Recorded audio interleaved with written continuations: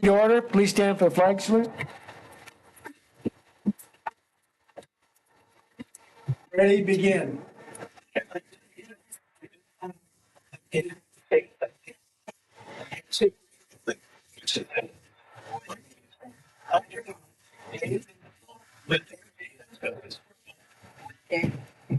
Okay, roll call please to establish a quorum.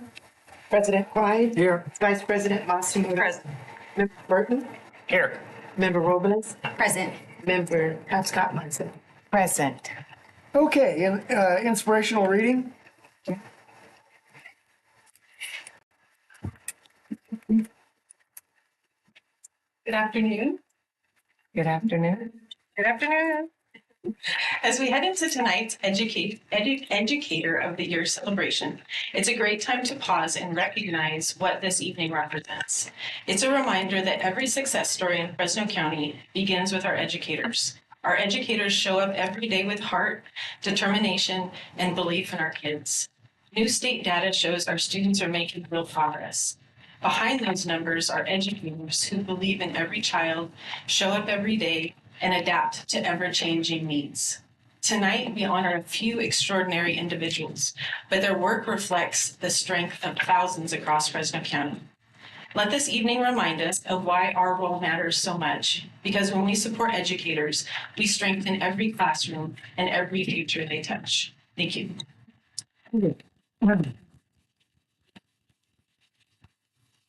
Just acknowledge our student representative, Teresa.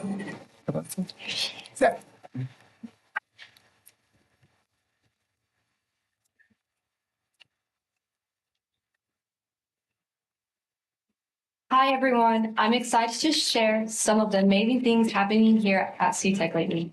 First, we had an unforgettable moment Tuesday night, the girls and boys basketball championship game. The games were intense, exciting, and full of energy. Our families and students came out in full force to cheer at the school spirit, and the school spirit was truly incredible. What made it even more amazing is that both teams won. This year was also historic because it was the first time we had an all-girls basketball team, and they absolutely crushed it. That's a moment that will always be remembered here at CTEC. Yesterday, we hosted a Level Up career in a volunteer camp. Students had the chance to meet with colleges, trade programs, industry partners, local agencies, nonprofit, and military recruiters. It was such a great opportunity to explore different career pathways and post-graduation programs. We are so grateful to everyone who came out to support our students to help them see what is possible after CTEC. Right now, we are in the middle of the second game of Turkey Bowl. Students have been looking forward to this all week, showing their school spirit and cheering on their teams. Our CTEC Titans love to show their school pride, whether it's a sport event, competition, or campus activities. It's part of what makes our school community so special. Tomorrow, our Metalworks Club competition team will be competing at Yosemite High School. This is a highlight of the year for our welding team. Every member spends weeks preparing, and when we get there, everyone works together to build their project. Seeing the finished product after all the hard work is such a rewarding feeling. We have 3 teams competing, 2 all-boys teams and 1 all-girls team, which is amazing because it really showcases the talent and dedication of our female welders. With 4 weeks left until showcase, I wanted to get an input from students in each grade level about what they're working on. For freshmen, I interviewed Alana Swan. In 9th grade integrated project, students are making toys. In math class, they are calculating markups and estimating sales. In English, they're learning the difference between gender-neutral toys and toys specifically made for boys or girls. Gender-neutral toys are designed for all kids, like Legos, instead of being targeted to one gender. For sophomores, I spoke with Antonio Diaz Rodriguez who's in the construction pathway. In biology, they are working on an experimental design for their fall integrated project. Their research question is, how can using the scientific process help us create a better product? This connects to construction because they are currently framing walls according to floor plans and designated walls. recording both quantitative and qualitative data in their journals. Over time, this helps them refine their designs and improve their construction projects. For juniors, I interviewed Gavin Lynch. The junior class is exploring American history through music, blues, jazz, folk, rocks, and protest music, hip hop, and country. Each genre helps students understand how Americans express struggles, identity, resistance, and change. They are applying this knowledge to a music-themed fire pit that's designed for their projects, connecting history to hands-on fabrication. It's a really creative way to make history come alive. Finally, for seniors in our advanced courses like advanced construction, advanced manufacturing, advanced welding, and advanced engineering, half of the projects are already finished. Seniors are applying everything they've learned to create high-level professional quality projects. It's amazing to see their skills and creativities in action as they prepare for graduation and beyond. In short, CTech students are working hard, learning a lot, and showing incredible school spirit every day. From sports championships to career fairs, from welding competitions to hands-on projects in every grade, our students continue to impress and inspire. Thank you.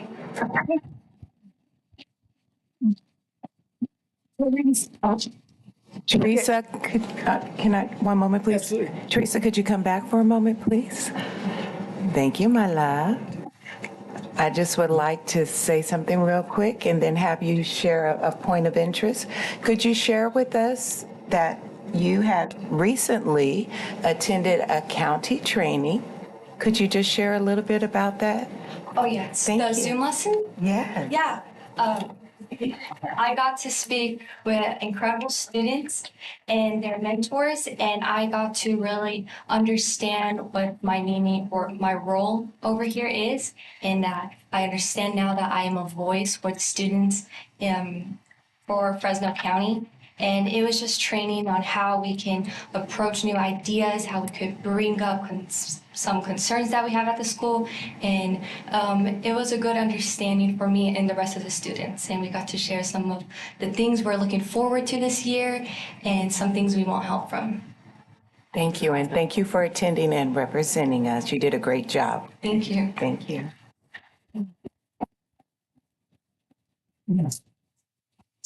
Okay, Chair will entertain a motion to adopt the agenda. So moved. I'll second. It's been moved and seconded. Roll call, please. President Klein? Yes. Vice President Matsumoto? Yes. Member Burton? Yes. Member Robles? Yes. Member Tapscott-Munson? Yes. Okay, Chair will entertain a motion for adoption of the minutes from the October 16th meeting. I'll move approval. Second. Moved and seconded. Roll call vote, please. President Klein? Yes. Vice President Matsumoto? Yes. Member Burton? Yes. Member Robles? Yes. Member Tapscott-Munson? Yes. Okay, now a fun one. Employee of the month. Jeannie? Yes, this is a fun. All right, Brenda, did we get to turn the spotlight on?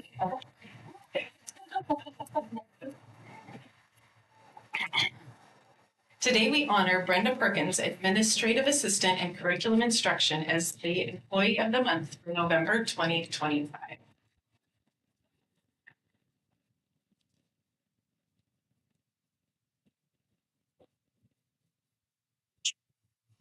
Brenda is the heart of the curriculum instruction administrative team. Since becoming their admin assistant in March of 2024, she has created a culture of inclusivity and teamwork. Even though the team is spread across 4 floors, she makes sure no one feels left out and is always there when they need her. Brenda lives the FCSS norms every day. She shows accountability by helping the team build an accountability tracker with the right tools to keep everything on track from start to finish. Brenda demonstrates respect and listens with intention by noticing when a team needs extra support and bringing people into the monthly meetings to help them grow. She creates transparency by keeping them informed and making sure processes are clear. She pursues growth by streamlining their work and finding ways to make their jobs easier. She celebrates and encourages others by showing gratitude whenever a team member steps in to help. At events, Brenda is always the first one to jump in, whether it's behind the scenes or front and center, making sure everything runs smoothly. She is a calming, supportive leader who always helps the team find solutions. Brenda, Your leadership, kindness, and dedication make you the perfect choice for Employee of the Month. Congratulations.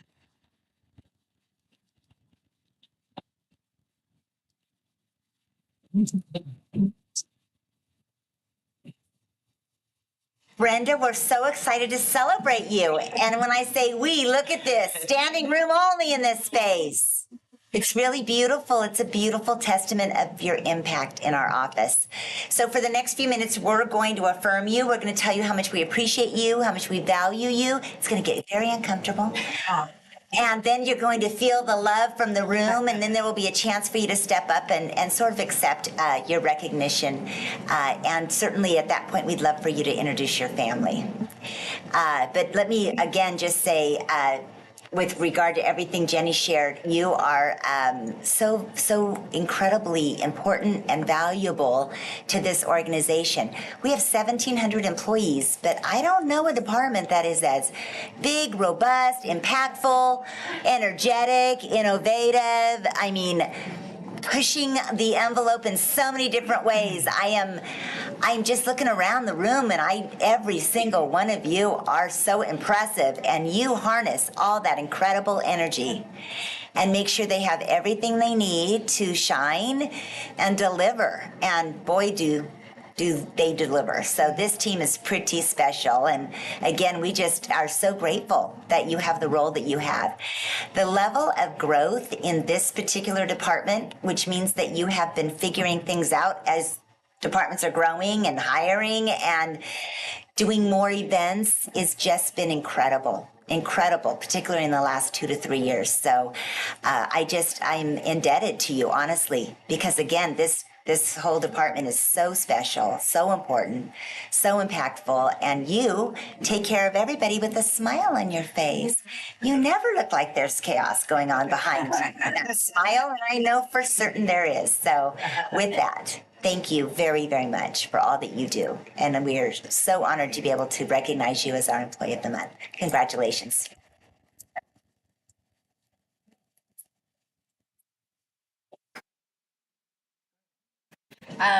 One of the things I do want to highlight, Brenda, is making sure that you create a culture of inclusivity and teamwork, because it's so important. I think when we go to work, we always want to feel like we like our job, that we're doing something great, and that it doesn't feel like work when we go to work. And so I want to thank you for doing that and for building on that, and I hope you continue doing that, and that your team recognizes that of you. So you are very deserving of this honor, so congratulations. I'll chime in. You started in this position only in March of 24. That means you've made a massive impact in the amount of time you've been in that role. I don't know how long you've been at FCSS, but to make that kind of impact, to have a standing room only crowd here for you is quite remarkable. I will say that I came up the elevator with 2 people that are here to celebrate you. More important than the cake, right, guys? All right. Anyhow, I was struck by the term used in the description that you are the heart of the organization, and that to me just says it all. And all the smiling faces behind you are all nodding their heads in agreement. So thank you so much for being, doing all those things that you do to ensure that that division is working at top level. Congratulations, so proud of you.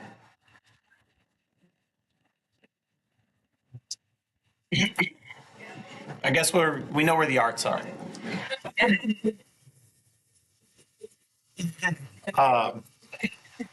So I think of curriculum and instruction, and there's one of the items in here I see, it's keeping everything on track from start to finish. I particularly think of the changing landscape of curriculum in the state of California. And that's where I think of the critical role of this area, and keeping things on track, and the role that notes that you play in this. We have a very evolving item from people at the state level of curriculum to deliver to students. and the role that you play in keeping that on track of all these items that these people behind you get to develop, to be implemented, and keeping those items so that they're deployed in classrooms and they're brought to students and they're in compliance with those items that the state's asking us to do. So for that, I thank you.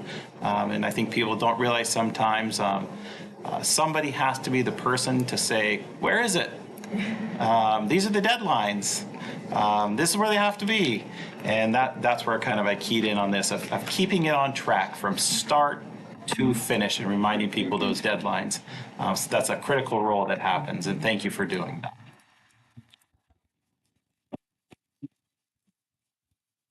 Miss Brenda, I tell you, I think this is the first time we've had such a full room, but so deserving of you. And it's evident by the faces that are surrounding you on 4 floors. How impressive is that? To manage not just the department, but 4 levels. So when they said 4 floors, I saw 4 levels. And when you think of 4 levels, what's at the top of the level? It's the crown jewel. Not just the heart of the department, but the crown jewel of the department. Did you like that, arts department? She is the retired school librarian, the poet as well. And I know we will hear from one tonight, the laureate. But I am so pleased that we get to honor you today, Miss Brenda, for your heart, for your joy, for your compassion, for your leadership skill set that is evident today. And we thank you for that. And continue to shine bright like the diamond you are around all those that gather, that come towards your bright light of love and compassion and leadership. And we thank you for that and your integrity, because I know that's what it is, that everyone sees in you, and we thank you for it. Bravo to you.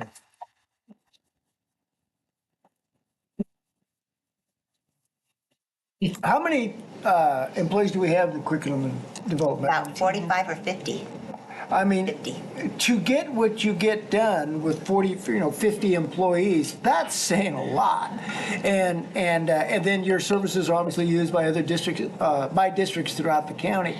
And I'm more business outcome oriented. And when you start seeing the test scores improving on our students in Fresno County, it all backs up to the quality of the curriculum development program that we have and that you greatly enhance. So this start to finish thing is, as Brian said, is crucial.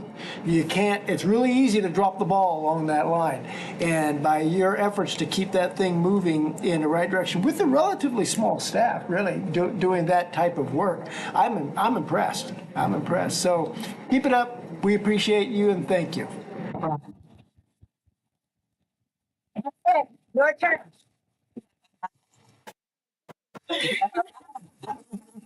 No pressure, take your time. Take your time. He has 20 minutes for rebuttals. Thank you, everyone. Thank you to the board members. Thank you, Dr. Hofer, for your kind words. I mean, this is an amazing honor, and I'm so happy to be a part of a company that recognizes employees like this, not just employees, but of course, students. And so when I got chosen, I just was in complete shock. Dr. Hofer, you remember, you were there. And I honestly really want to give it back to my team. I mean, look at them. They're amazing. I really appreciate you. Thank you so much for coming here today. Curriculum instruction is filled with tons of passionate, hardworking employees here. And on days like this, we get to celebrate that once a month. And it's just so much fun to hear everyone's stories and all the work that they're doing. And in my position, I get to see everything that comes through, all the hard work that they're putting through, and it's just amazing. So thank you to my team for all being here today. I really appreciate you all. I also want to thank my support staff. they're here in the room. There's 9 of them. They help me to make sure that all the directors and all of this team of people are doing what they need to do as well. And it's been amazing to lead you all and support you all. And I just want to thank you all so much for everything and being such a great group. Everyone. I want to thank my husband, John Perkins, and my son, Robin Perkins. My daughter couldn't be here today. She's the breakfast state in a 3-hour nap.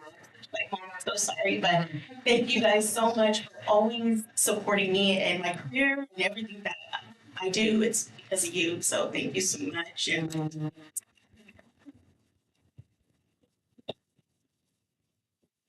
And a special thank you to Allison. She's been a great leader, and I love our morning huddles, and it's just been amazing. And again, it's amazing team. I just can't thank them enough for showing up for me today. Thank you. I really feel loved.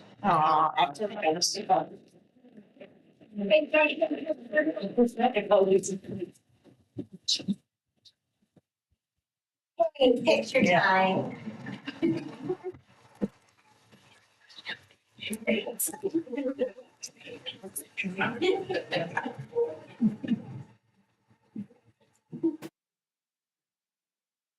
Right, we count of 3, 1, 2, 3, 4.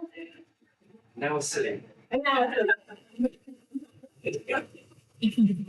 And don't go anywhere doing this cake. Sure, with Exactly.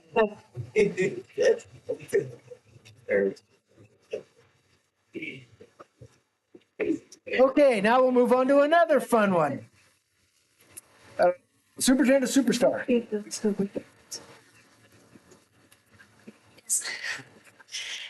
It is our absolute honor to recognize Jesus Cruz as our November Superintendent Superstar.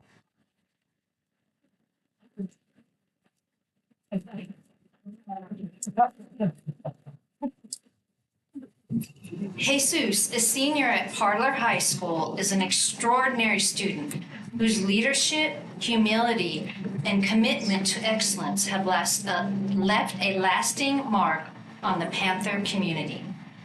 His drive to serve others, his calm confidence, and his dedication to academics and extracurriculars make him a true model among his peers. As vice president of the Associated Students Body, Jesus has been instrumental in shaping the culture and spirit of Parlor High School. From planning rallies and school dances to organizing the homecoming celebration, he leads with collaboration, vision, and heart. He is described as a leader who is approachable, respected, and always willing to listen. Jesus doesn't just care about himself. He mentors others and leads gently, making sure every student feels included. Jesus's leadership extends far beyond ASB. As a proud member of the Naval Junior ROTC, he exemplifies the Navy's core values of honor, courage, and commitment in everything he does. Whether it's mentoring new cadets or guiding drill teams, he sets the tone for excellence and discipline. Jesus also made history on the athletic front as one of the key student advocates behind the creation of boys volleyball at Parlor High School. He helped launch a program that continues to grow in its second year. His dedication to the sport and his determination to open doors to future athletes demonstrates his forward-thinking mindset and passion for community growth. Balancing academics, athletics, and leadership, Jesus continues to challenge himself with advanced placement courses, maintaining excellence in his studies while representing Parlor High School at district board meetings alongside his superintendent. These experiences have given him valuable insight into how leadership and service can have a lasting impact beyond the classroom. What truly sets him apart, however, is his humility, empathy, and ability to inspire others into action. Jesus is leaving behind a legacy of leadership, character, and kindness. He shows the students what it means to lead with purpose and heart.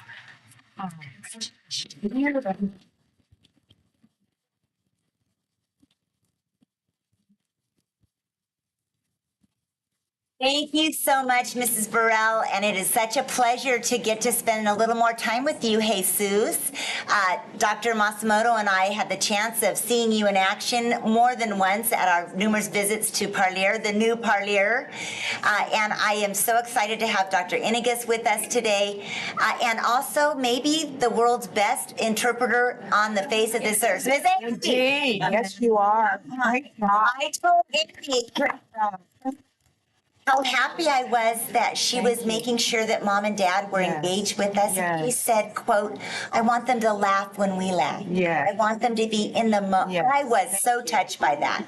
So Miss Amy is interpreting about herself right now. We're just a fun moment with that. Anyways, gracias, Senora Esquivel. Gracias, Senor Cruz. You have produced a really exceptional young man. And I am moved almost to tears to just congratulate and affirm you, Jesus. When we got to chat a little bit, I asked you, of all these leadership roles you have, which ones resonate the most? And you said, yes, I love volleyball, which, by the way, he created the sign-up sheet. He cajoled the adults to let him have a space on the field, and he talked him into coaching. And then he signed up individual students all over campus to form a volleyball team. That's leadership. Yeah. He said, well, that was fun. He said, I also like representing student voice at the board meetings, that the board members listen to me and they care about what I have to say. And he's even going to be at CSBA with us in December, friends. So it's going to be awesome to have his voice represented. It's really, really exciting. And certainly leading his peers with ASB, he mentioned as resonating as well. But he said that what really resonated was being the commanding officer for his NJ ROTC program, because he got to model honor, courage, and commitment, and that he had an intentionality about the freshmen on campus and how each of them are so squirrely and young. We all know those 14-year-old freshmen, right? And they so desperately need someone to guide them. And he said he got to lead his peers in the commanding role, 50 kids, by the way, one of the biggest ROTC programs in the state of California and most successful, might I add, in Parlier. So he's very formidable and very impressive that he's the leader of that group. And the fact that he said casually, yes, I just spend a lot of time with our freshmen, just speaks volumes. So, Jesus, we honor you today as the student of the month, representing 206,425 students in all of Fresno County. Congratulations, young man.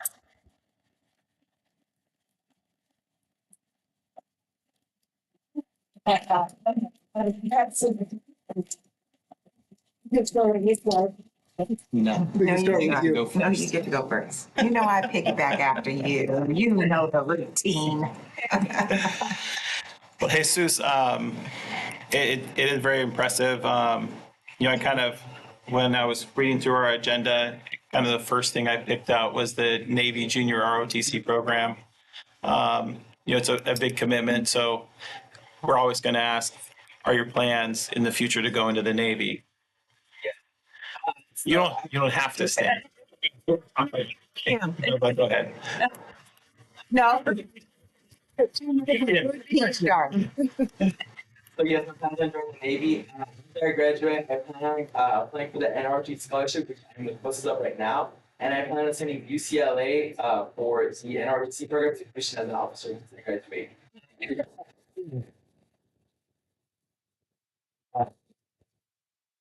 We're pretty confident that you'll be a great representative. I'm going to call it the Parlier Panthers, the blue and gold there. And you mentioned starting volleyball there, vice president of the ASB, being very involved in that program.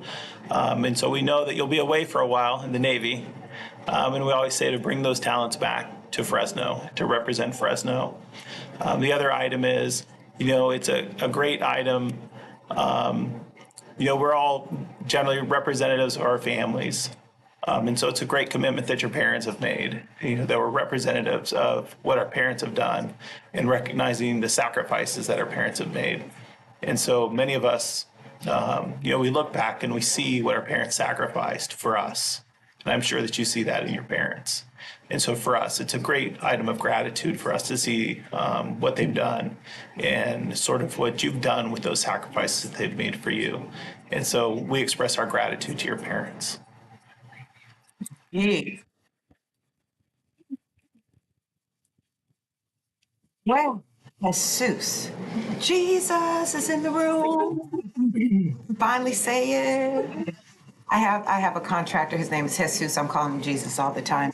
But Jesus, how impressive you are. The son of Parlier. You know that's going to be your new title. Indeed it is, because that is who you are. And hold the title proudly, with pride and the honor that you hold in your confidence of your representation, because we see it. And I am a Navy wife. My husband served in the Navy, came from Louisiana, and his brother, younger brother, followed him and became a high-ranking commander, serving 20 years in the Navy and was at the Pentagon. So anything you desire, you can achieve. And you already know that because you're doing it. And you're so impressive, so impressive. Continue to soar as high as you want to fly. And to your parents, what an honor and what a wonderful young man you have raised. The self-sacrifice that you have given to raise such an honorable son with all of the values you have poured into him. You are to be honored as well. And thank you. Thank you so very much, Mom and Dad. Yes, thank you. We appreciate you. And continue to grow, continue to grow, continue to soar. Bring your talents back home. We tell all of our students, go forth, do great things, and bring your talents back home to make our community better. Thank you. Bravo.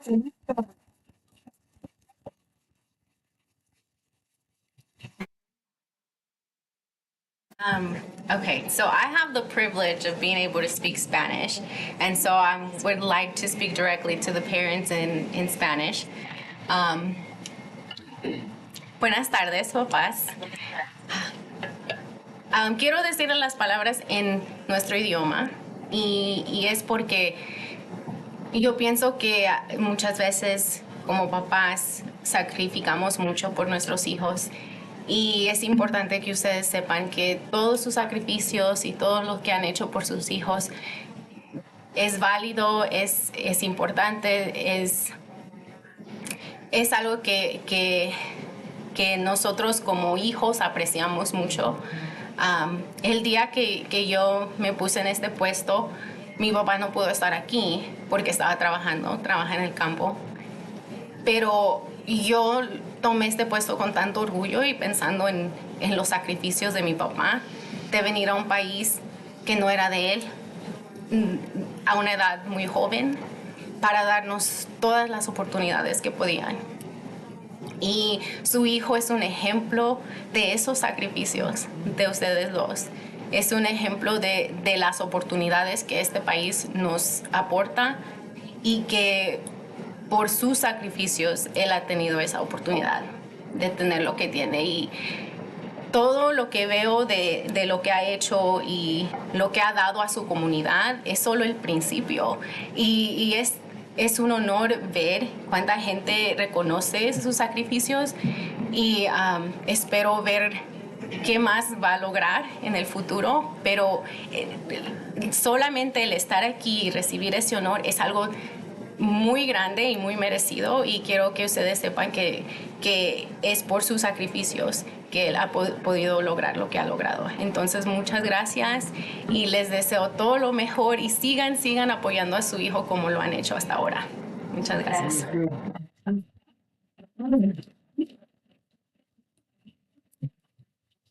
If I may, Dr. Kofer and board, I would like to summarize.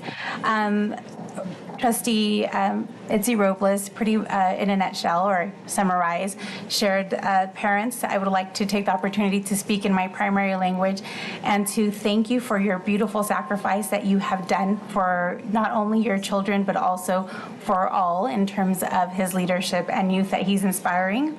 She shared that as a child, you learn to grow up and to appreciate the sacrifices that parents make in order for our children to be there, as she did herself. When she took on this role in the seat with the board, her father was not able to attend because he was out working, but it's because of sacrifices like that and the sacrifices that her father made that we end up with children like Jesus Cruz, who is now a leader, and we hope that other students will be able to follow his footsteps. And again, thank you to the parents for all of your hard work, dedication, and having such an inspirational young man. Thank you. That was thank you. Wow. I'm just kidding. I had to hear that twice. That was beautiful. Yeah, well, It was beautiful. I understand a lot more Spanish than I can speak. All I can say is muchas felicidades a todos. Jesus, I am so enamored by you. I saw you in action. I've seen you in action at your school, I think on many occasions, but one that comes to mind is one where you spoke to the whole community representing your school at a ribbon cutting, and I was able to witness how the students responded to you. Not only the NJROCT students, but the other students. And to me, that speaks volumes of your leadership and the respect that you have earned on campus. You're the kind of student that all these educators in the room dream of. Indeed. And are proud of. And whether or not they've ever met you before, I can guarantee you all the educators in this room are feeling the same sense of pride that your superintendent is sitting behind you. So very proud of you. And I am excited to hear what comes next and what you do. It may be UCLA, hopefully so, but it may be something else. Sometimes things turn out differently than you dream, but I know that you will respond in the best way and representative of your family and of your whole community. So thank you for being so special. I appreciate it.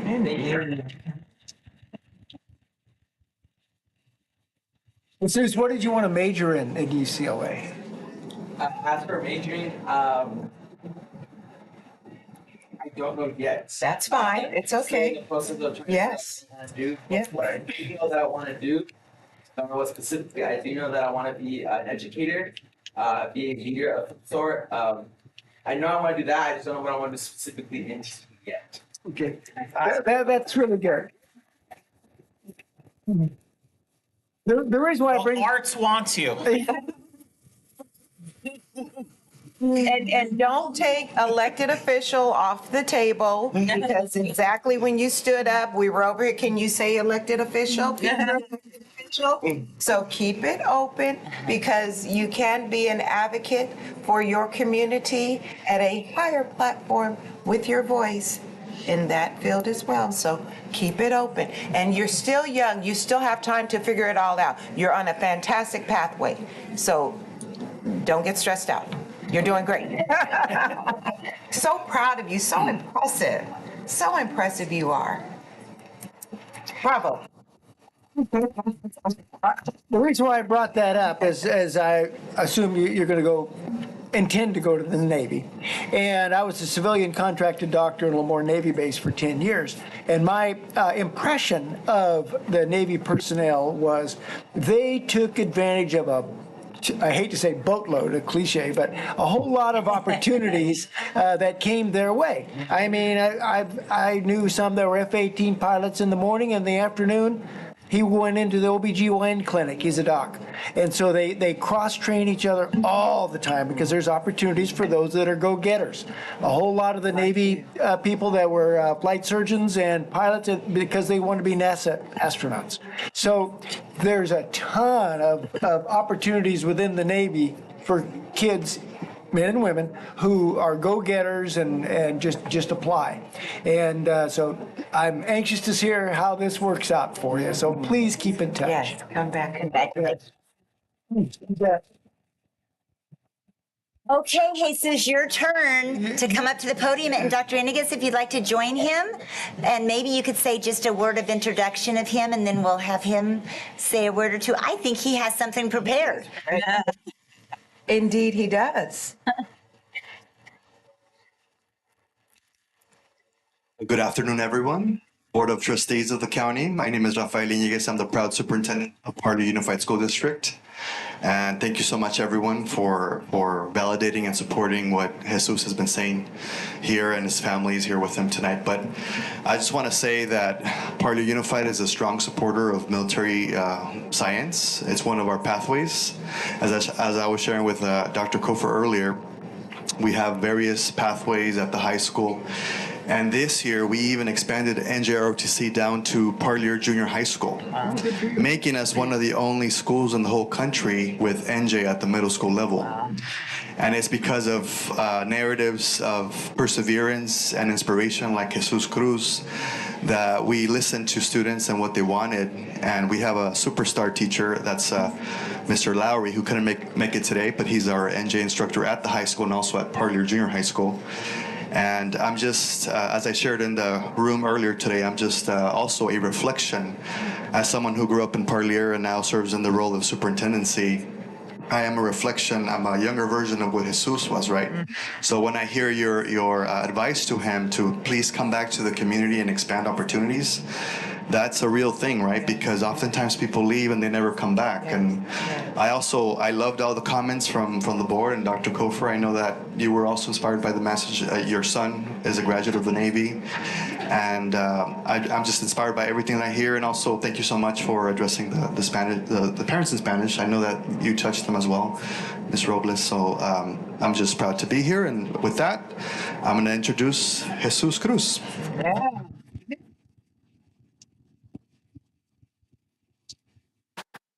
Good afternoon, everyone. I hope we're all having an amazing day so far. As you guys know, I'm Jesus Cruz. I come from Parlier High School. I would like to start by thanking Dr. Michelle Cantwell-Kofer, the superintendent at the Fresno County Schools, alongside with the Office of the Fresno County Superintendent of Schools, as well as the Fresno County Board of Education, for this honor. I am truly grateful to be recognized and be here today. It is an honor to receive this award. It means a lot to me as it shows the hard work, support, and opportunities that have shaped me to be who I am and continue to be. It is a reminder to always be resilient and never think the impossible isn't impossible. Oh, that makes sense, sorry. Yeah. I'd like to give a quick shout out to my mom and dad for always supporting me in my education and extracurricular activities. It's amazing knowing I can always count on my parents for when I need a helping hand. And then just to say in Spanish, también quiero agradecer brevemente a mis padres por apoyándome siempre en mis estudios y actividades extracurriculares. Es maravilloso saber que siempre puedo contar con ellos cuando necesito ayuda. And again, thank you for this recognition. It is something I'll carry with great pride. Yeah.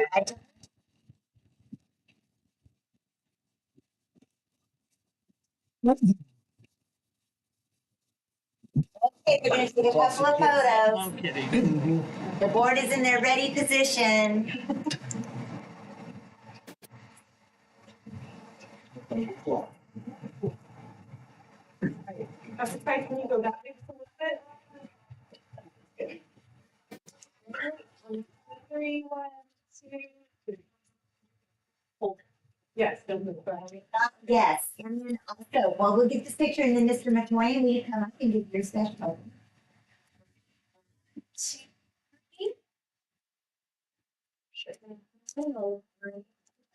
Thank you. Mr. McMoyan, Yes, he's here. this is something very special. Make sure you go to UCLA. My boy graduated from. Yeah. Keep up the good work.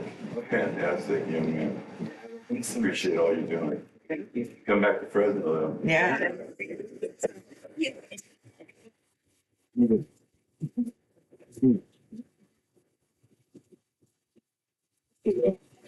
It's back. That's my favorite. We got it.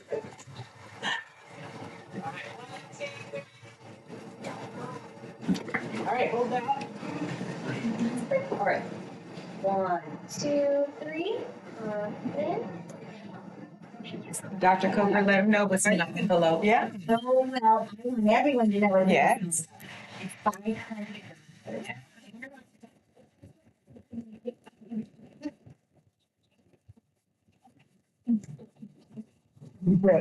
Take care. See you here in a moment. Okay, next item is a recess. And so we'll retire out in the back, and obviously he'll do meeting the media. And we'll be back here at 2:25.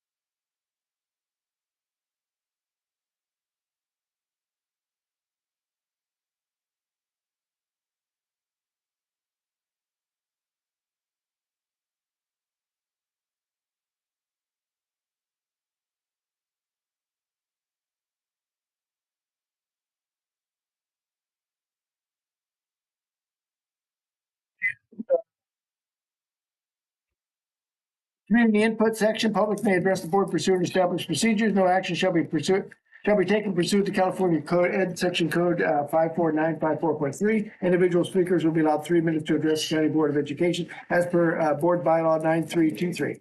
I have not received any requests, so moving on to public hearing, which there's no public hearing agended. And thus move on to education, innovation, and support. Dr. Greenlaw?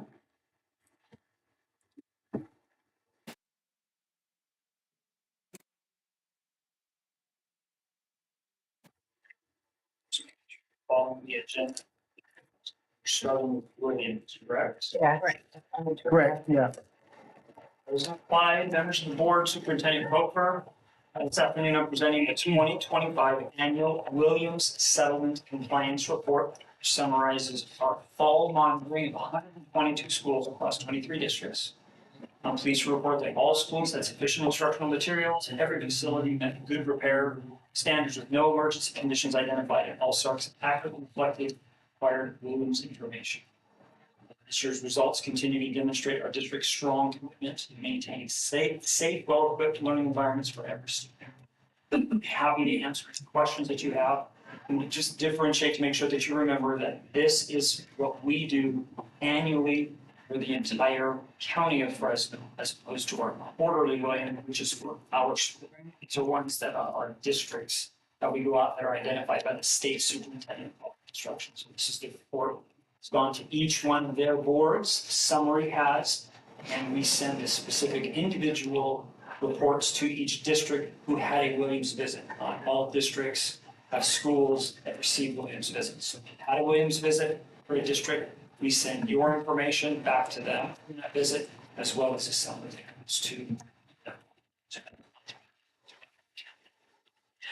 I have a quick question. What portion of schools do you have to report in this? So it's based upon, it's a very complex process of identification. It's the state superintendent of public instruction has mandated to identify schools that are based on CSI, which is one of our state level accountability measures, as well as percentage of teachers who fall in a specific category, those that are in charge of newer teachers. And so if they fall, it's about 15% or more. And so they look across all of the state and they choose schools who fall into that category, and then that's who they assign back to the counties to go review. So I'd say to you that it's not really a number, like it's not really a percentage that we do, it's really those who fall into this category that they have.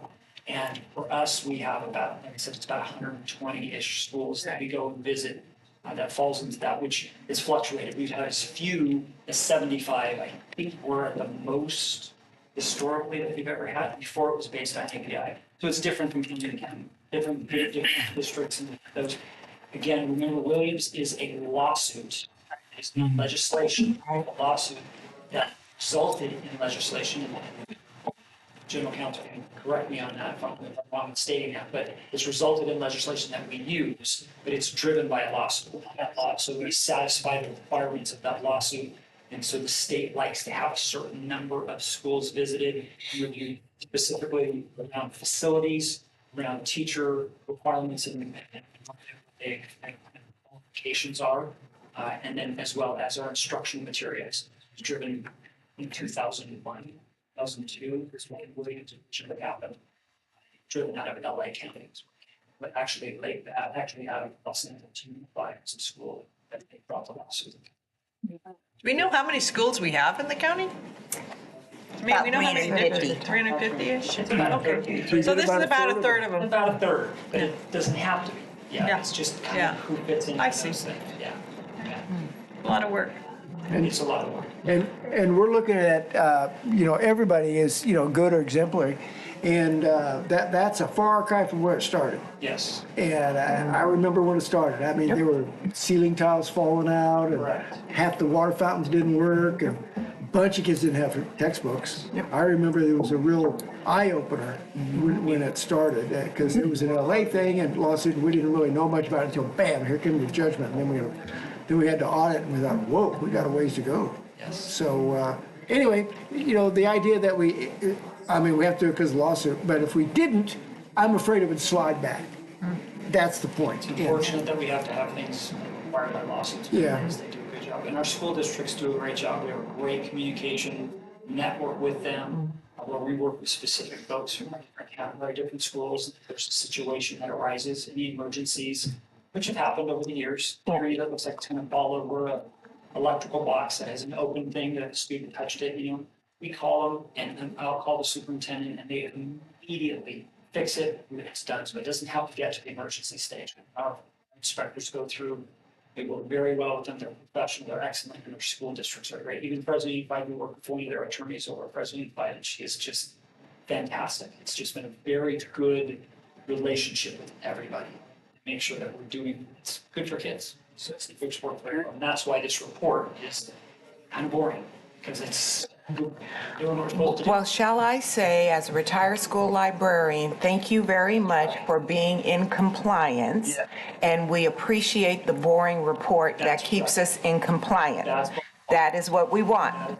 And the whole purpose of this, it came down with not having enough textbooks for our students and making sure that our inventory communication was proper, because we would show that one school didn't have textbooks. In actuality, in the storage room, there was. And then we had to move and circulate and recirculate books. And so that was back in the day before, over 20 years ago. So this is all in compliance. It keeps us straight and makes sure all of our students have the textbooks that they need and the inventory is correct. So thank you so much for doing a stellar job as always. You've lived it, you know. Indeed I have. Been at the site when they've been Indeed I moving have. between- Indeed I have, and during that time I had to call and they had to come and get inventory from my library at J.E. Young at IMS and come and bring the trucks and get the textbooks and distribute them as needed. So yes, indeed. So thank you so much. We appreciate you as always. And I remember that they didn't even have them in storage. They would order, and the orders hadn't come in. Oh, yeah. And it was like Yeah. 2 months into We had- school year yes. before they actually got them. Yeah, and then the storage, the delivery delays for ordering and That was supply.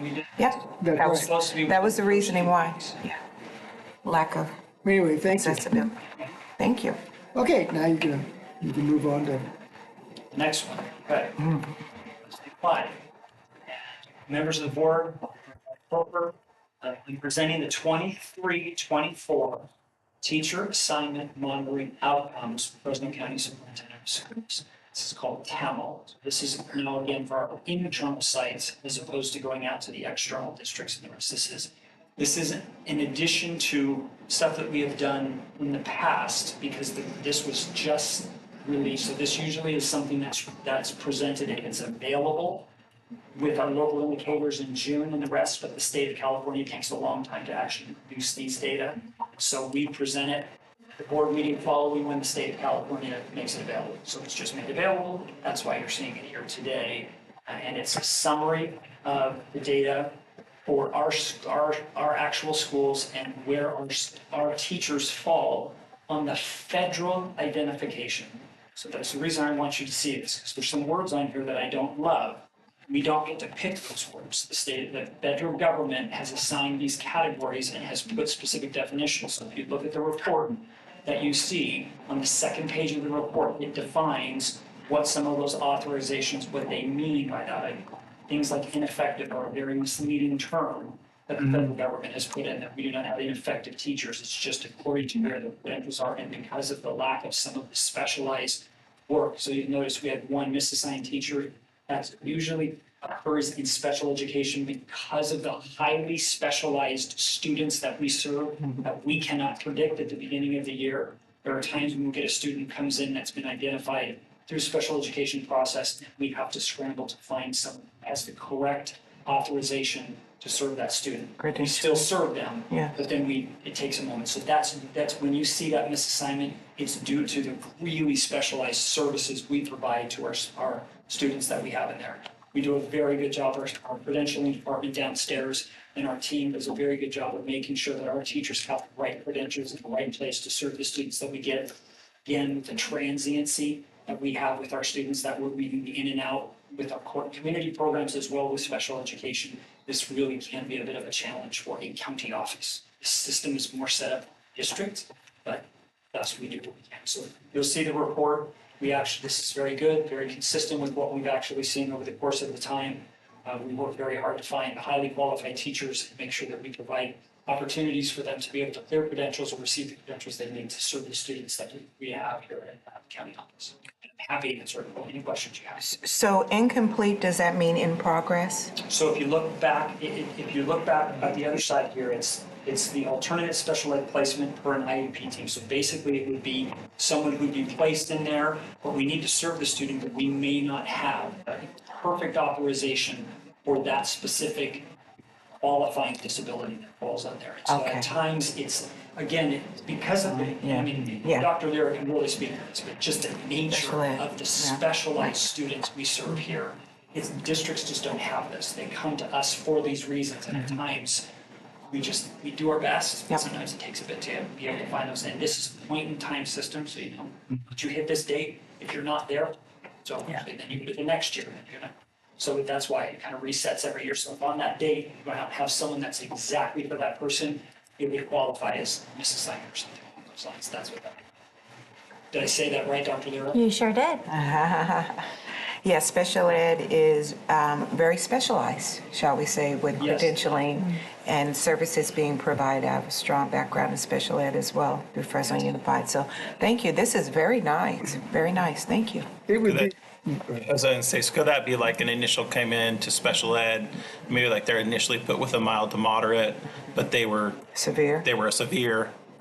Yes, we have severe, but it would be someone who maybe has a specific disorder, an OT, Yeah. something like that. But they didn't have like that specialized on the severe.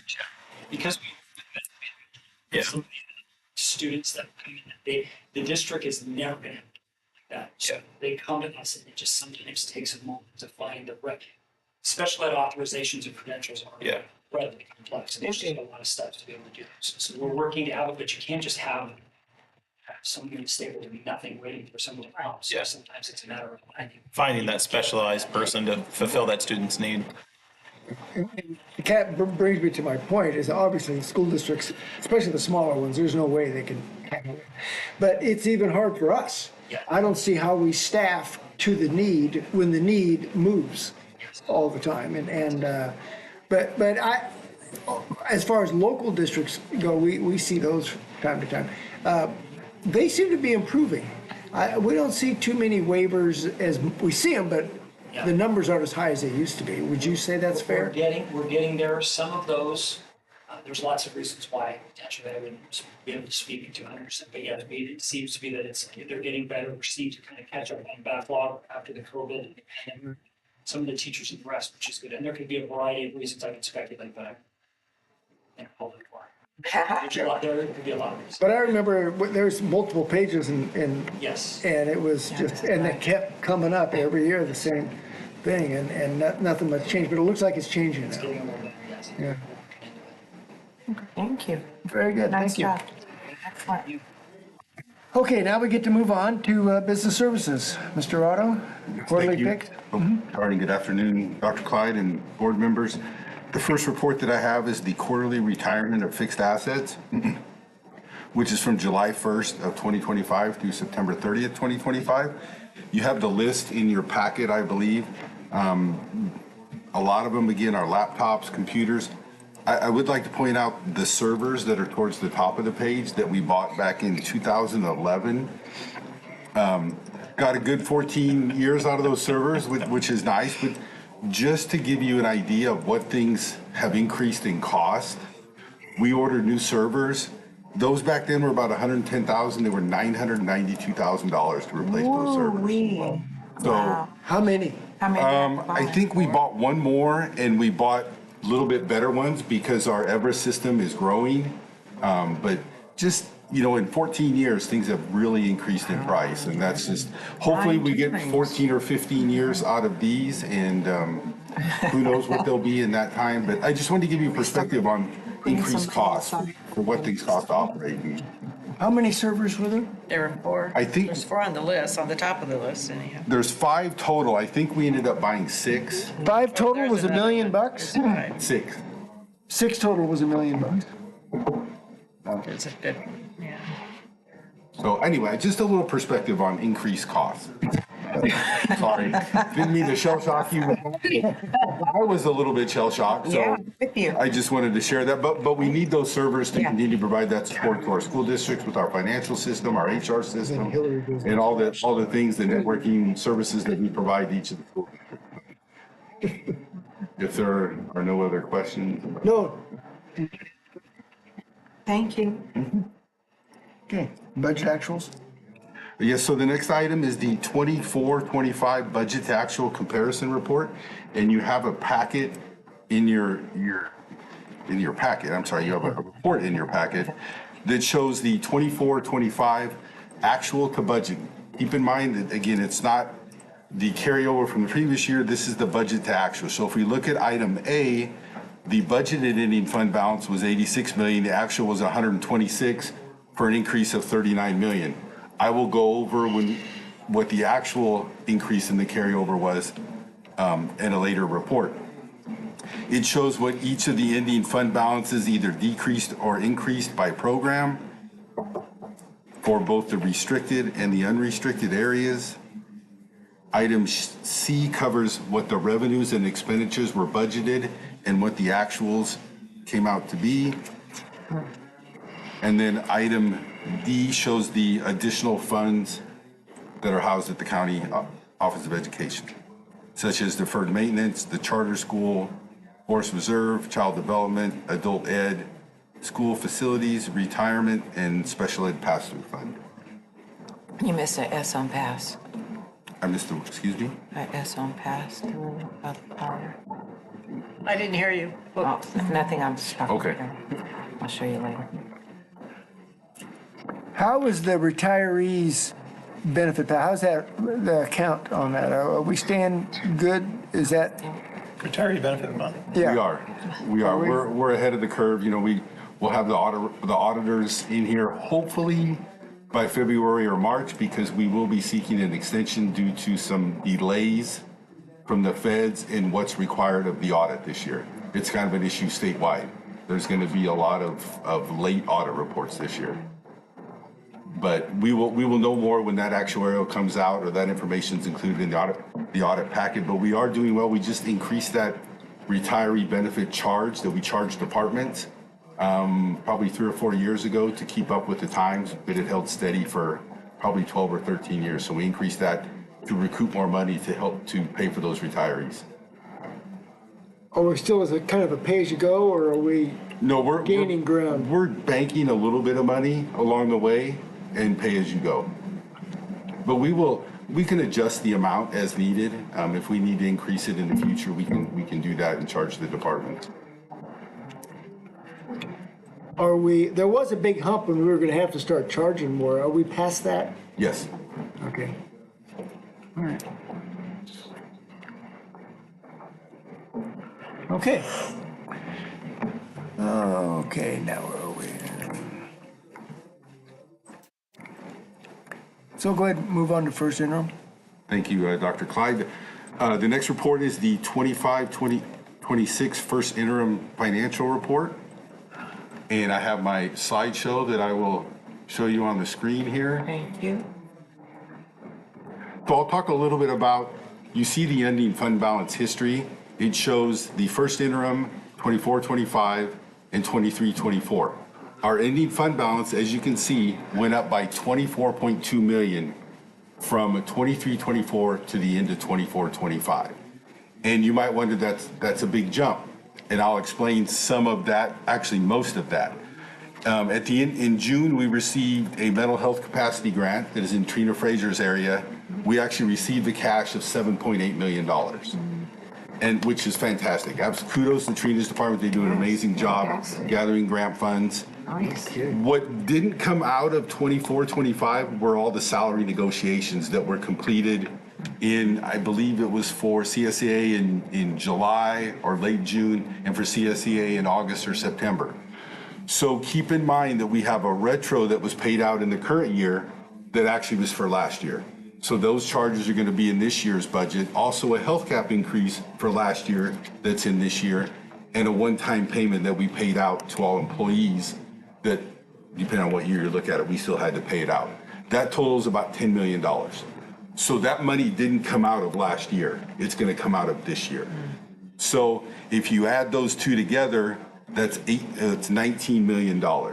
And then also in this year are the negotiated increases for the salaries and benefits for this year that are additional costs. So that explains kind of why our ending fund balance jumped up as much as it did, because we didn't have all the cost in last year, and we got some grant money right at the end of the year that's going to be spent over the next 2 or 3 years, I believe. So you're going to have the pass pay within this budget, this next one, and then you're going to have the 3% thrown in on top. Correct. So do you think that'll still come out even?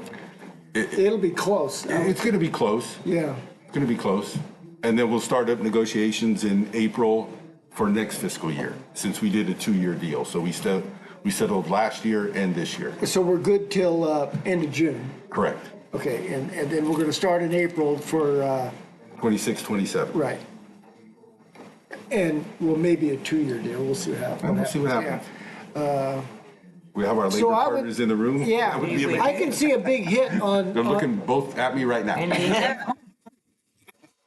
But I can see a big paper hit on by the. For this year? Yeah. Yes.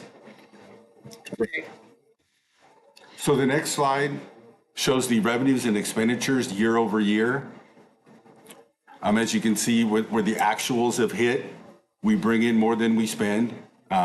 Again, Thank you. the revenue for last year was a little bit higher versus the expense. We didn't have the $10 million in negotiated salaries and benefits that hit in that proper year, plus the additional influx of cash of $8 million towards the end of the year.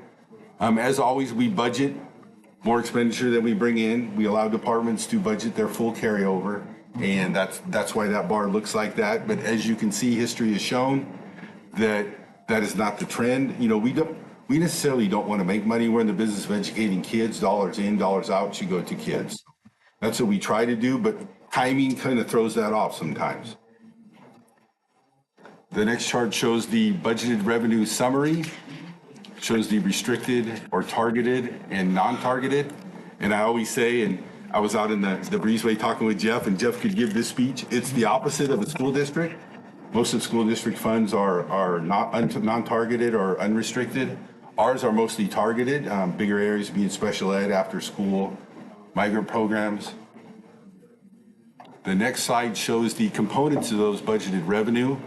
You can see the LCFF revenue, local income, state and federal. Again, at a school district, the large portion of that pie would be LCFF revenue. But due to how we bring in mostly restricted funds, you got local and you have state and you have federal that take up the majority of our revenue pie. The next.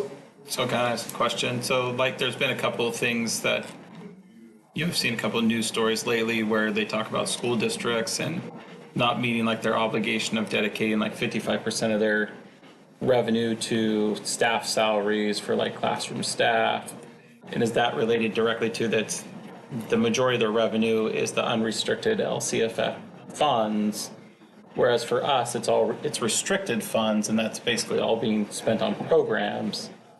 And so like the Office of Ed isn't necessarily like where we're like that, but like those districts are coming to like the office, the superintendent of schools saying like we need a waiver for that 55% mandate. That's because their LCFF is the majority of their funding and it's unrestricted funds. Whereas for us, it's all restricted funding and it's going directly to programs. That's our real difference is we're not unrestricted. We are restricted. They're going directly to services to students. And so that's really our difference is we are putting funds directly into services to students. That's the majority of everything that we do. Right. This has already changed. Is that 267? It was 240 something before we started. So it's already, we're seeing. Based on adoption? Right. Yes. Yes. So these numbers reflect all the changes since July 1st, or since you all adopted the budget in June. Right. The June board So it's meeting. about, 20 million. Right. And it's usually goes up. So it's going to go up. We'll be back at second interim in February to report the same report. And majority of the time, it does continue to go up as grants and new dollars come in. But we should have it all by then for this fiscal year. Majority of it, unlike the capacity grant that Trina got at the end of last year, that didn't make it into our budget last year because it was a last minute thing. And we weren't even sure we were going to get the funds in last year, but we ended up getting them. Okay, but we got it, but wasn't it 8 million? Yes. Yeah, okay, so then we got it, but obviously we couldn't spend it yet. No. So it's gonna kind of skew our.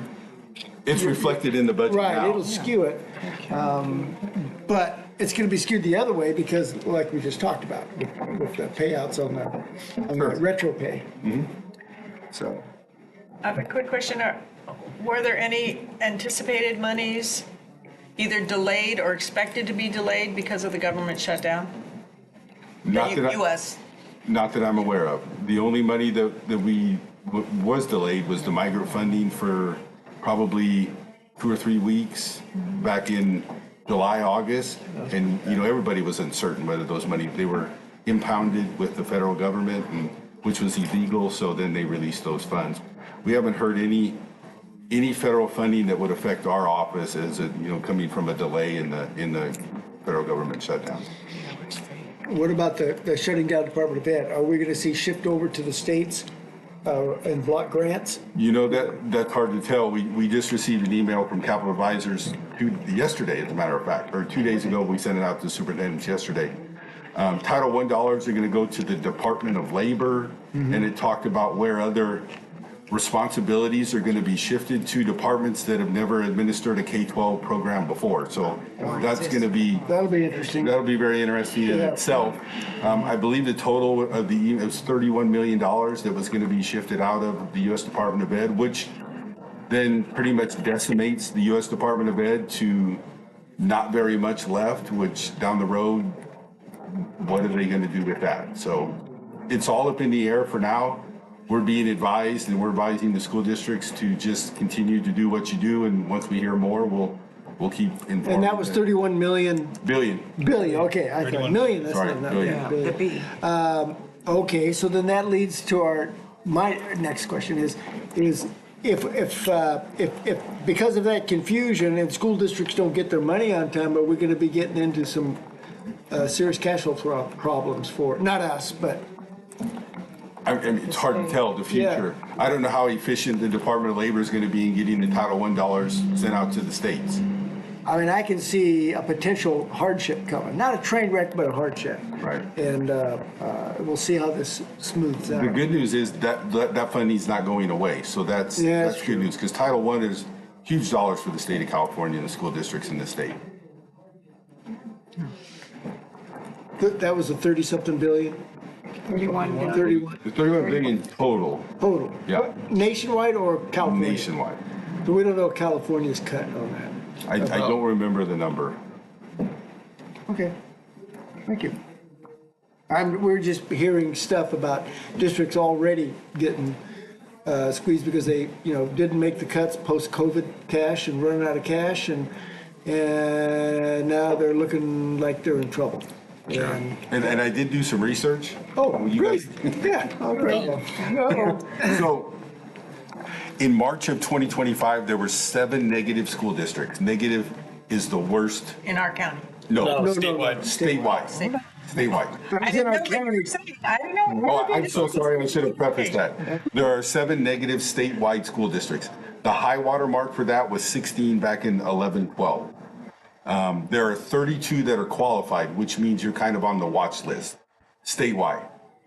Back in 11-12, there was 176 that were qualified. So I don't think much has changed in the last. It hasn't hit yet. No, it really hasn't. And it may not, but it hasn't hit yet. Right. Out of what, 1,200, 1,500 districts? 1,500 school districts, yeah. Actually, that's not bad. No. So far. Percentage-wise, it's not bad. I mean, it's bad that 7 are negative, absolutely. A couple of them are big, and I think 3 of them are fairly big, and 4 are pretty small districts. Well, they're gonna have to get their act together. Yeah. As far as what and make tough decisions. Okay. Thank you. Sure. Were you done? Or? No, I still have 6 more You slides. have 131 pages. We could read two for me, but I don't know if we want to do that. This slide shows the budgeted revenue detail for the targeted areas. As you can see, special ed, SELPA, safe and healthy kids are the biggest areas. Cyber high, career tech ed. Gosh, I don't know my class, I can't see anymore. I know, make it big. Court schools, Look on your screen. lottery, routine restricted maintenance. I don't want to turn around. Oh, there it is. Yeah. The next slide shows the budget revenue detail for non-targeted, of internal operations, school district services, special activities, and unrestricted lottery. The next slide kind of mirrors the revenue as far as non-targeted and targeted, but it's the expense side. Again, most of our expenditures are targeted, meaning they're restricted dollars. So we're looking at 292 against 264. Right, and that's why the gray bar is taller than the blue bar. Next, those components of budgeted expense. These are the object categories: salaries and benefits, other supplies, other operating expense, other outgo. Next, we have the budgeted detail expense for each of the areas. You have court school, special projects, safe and healthy kids, migrant, cyber high, career tech ed, special ed, and some other smaller areas. And I believe the last one shows the budget expense detail for the non-targeted or unrestricted dollars, services of school districts, internal operations, and special activities make up the majority of that chart.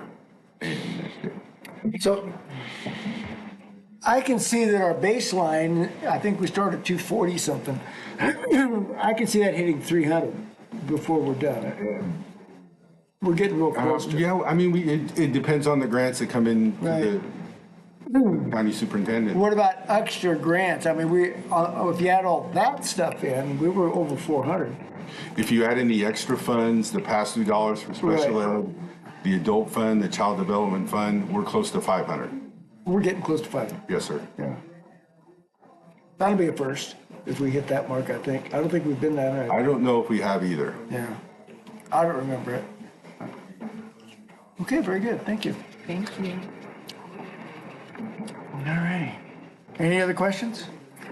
This stuff's pretty important. It is. This is what makes this place breathe. Understand. Yeah. Fiduciary responsibility. Okay. Thank you. So we'll move on to facilities. No. You got another action Yeah, item. I'm not done yet. Yeah. I'm sorry. Hey, thank you, Dr. Got to do Pryor. our budget revisions. Yeah. Good. Here to consider approval of the 2025-26 budget revisions, and you have a packet in your packet. I don't know if I say that. A report in your packet that shows the changes since the July 1st budget was adopted back in June at the meeting. If you look at item B, it shows the changes in budgeted revenue for each of the categories: LCFF, federal revenue, state, and local revenues. It shows the changes in expenditures. Again, you'll see the salaries and benefits. The increases are there. If we go to the second page, item D shows the overall changes for basically the restricted and the unrestricted programs. Item E shows the components that make up our ending fund balance. Item F shows the unappropriated fund balance or unrestricted and the amount that we set aside for economic uncertainty. I know Dr. Clyde likes to see that unappropriated percentage, and it's actually gone up a little bit, which is good. And item G shows the activity for the other funds. So we're almost 20%. Pretty close, 19.56. Yeah. Yeah, it hasn't been that in a little while. Yeah. It's been a lot less than that. Yeah. Good.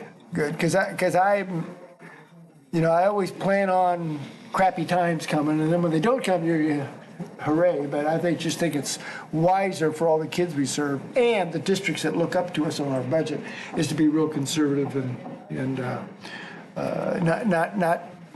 tighten it up too much. So now back on this This is reflecting the expenditures out from the salary negotiations? Correct. Yeah. That was was that the 16 million? Correct. Okay. And that happens all the time, like every other year. It seems like we do a 2-year deal and then we got catch up and then we got the next year. We'll do a 1-year deal if it's appropriate, but we were negotiating for such a long period of time that it would behoove us. We did a 2-year deal. It was easier. We've been doing 2-year deals. We've done quite a bit. A couple in probably the last 10 years, maybe. Yeah. Yeah. And hopefully we can do a 3-year. Just kidding. All right. CTEC revenue's up, so is that enrollment is up at CTEC? Is that what that? So that's really good. Are they getting close to their mark? Be completely honest with you, no. Okay. So we had to hire, what was the position we had to hire? I keep forgetting what. To hire the automation specialist. Right. But just clarification, yes, enrollment is way up. Oh, yes. Yeah. Enrollment is way up. But that's where versus what was projected, that at first interim, the increase is 814,000 in revenue. So that would reflect a big boost in enrollment. In that, I think they only take freshmen and sophomores, right? Yeah. As new class. So that's a big increase in freshmen and sophomores. But the expenditures went up another 30,000 over the top of the revenues. Keep in mind that includes the negotiated salaries. Yeah. Oh, yeah. Salaries, benefits, all that stuff. His ending balance in this picture of time doesn't mean a whole lot. It's where the trend is. Yeah, it's gonna fluctuate. Yeah. No, but that's really good. It's increasing. That's really good there. Yeah, and actually next year it won't reflect that catch-up ball, hopefully, and that'll make a big difference on your bottom line on your paper presentation. Can you give me some numbers on the freshman class and stuff? Where are they? Are they over 100 on the freshmen? Yes. Yes. Really? Yes. Like what? So I say What do you got? 110, 105? About 115. Yeah. Oh, really? I say it's got to be amazing for that kind of increase. Yeah. Now, I'm hopefully and pushing and praying that they'll start getting a waiting list of qualified people. And that's what, that was the hope from the beginning, is that we would have a max fill out plus a waiting. So we'll see. Good. I mean, winning competitions, including first-year basketball. I mean, I know. Some students are going to be pretty happy about the potential to go there. Yeah. And that always was kind of an uphill fight for a school like CTEC because they didn't have any sport teams at all. And so kids would not choose to go there because of that. So I'm glad they do that. That's good. So anyway, I think that it's, as your enrollment goes up, so do your expenses to an extent. And it depends on your class sizes and where you can push the edges. And so it looks like they went up 30,000. The expenses, because you had to hire one more? PE teacher part-time. And then we had the automation specialist as well. That's what I was thinking, yeah. Okay. And then you won't, you're kind of set now for the school year, so you won't really know where you can go next year as far as, hopefully you get 110 in the freshman, but you're not going to be adding much to the sophomore. Because if you keep all those kids, you're going to be maxed. Is that a fair statement? Yes. Yeah. Okay. No. It's amazing. All right, good, thanks. This is an action item. Right. Yep.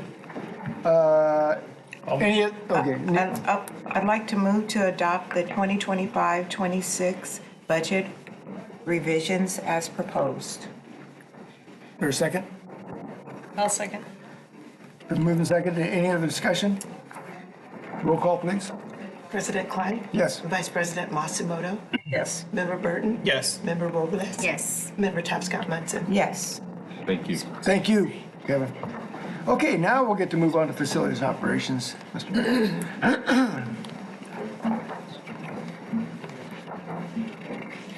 Good afternoon, President Klein, members of the board, and Superintendent Copeland. This first action item is related to the special education classroom that we are constructing at Carruthers Elementary School for our special ed program. This is a CEQA notice of exemption, the California Environmental Quality Act. Because it's just a single classroom we're adding, it does qualify for a category 4 because there's a minor addition, meaning it is less than 10 classrooms and does not increase capacity of the school site by more than 25%. So we are seeking your adoption of a resolution determining that it is qualifying for that exemption and authorizing filing of the notice of exemption. And happy to answer any questions. I think that's a pretty wide margin. If they, over 10 classrooms and 25% of the, and you could say under CEQA? Yes. That's pretty lenient. It's taken advantage of quite a bit. Yeah. School districts quite a bit. It is a cumulative effect, right? So if you started with 5 classrooms, you can't just keep adding one classroom at a time until you're up to 25 classrooms, right? It's a cumulative, but this project does qualify for that. Perfect. Any discussion? Chair will entertain a motion. I'll move approval of the categorical exemption from CEQA for Is Carruthers there a second? Elementary. Second.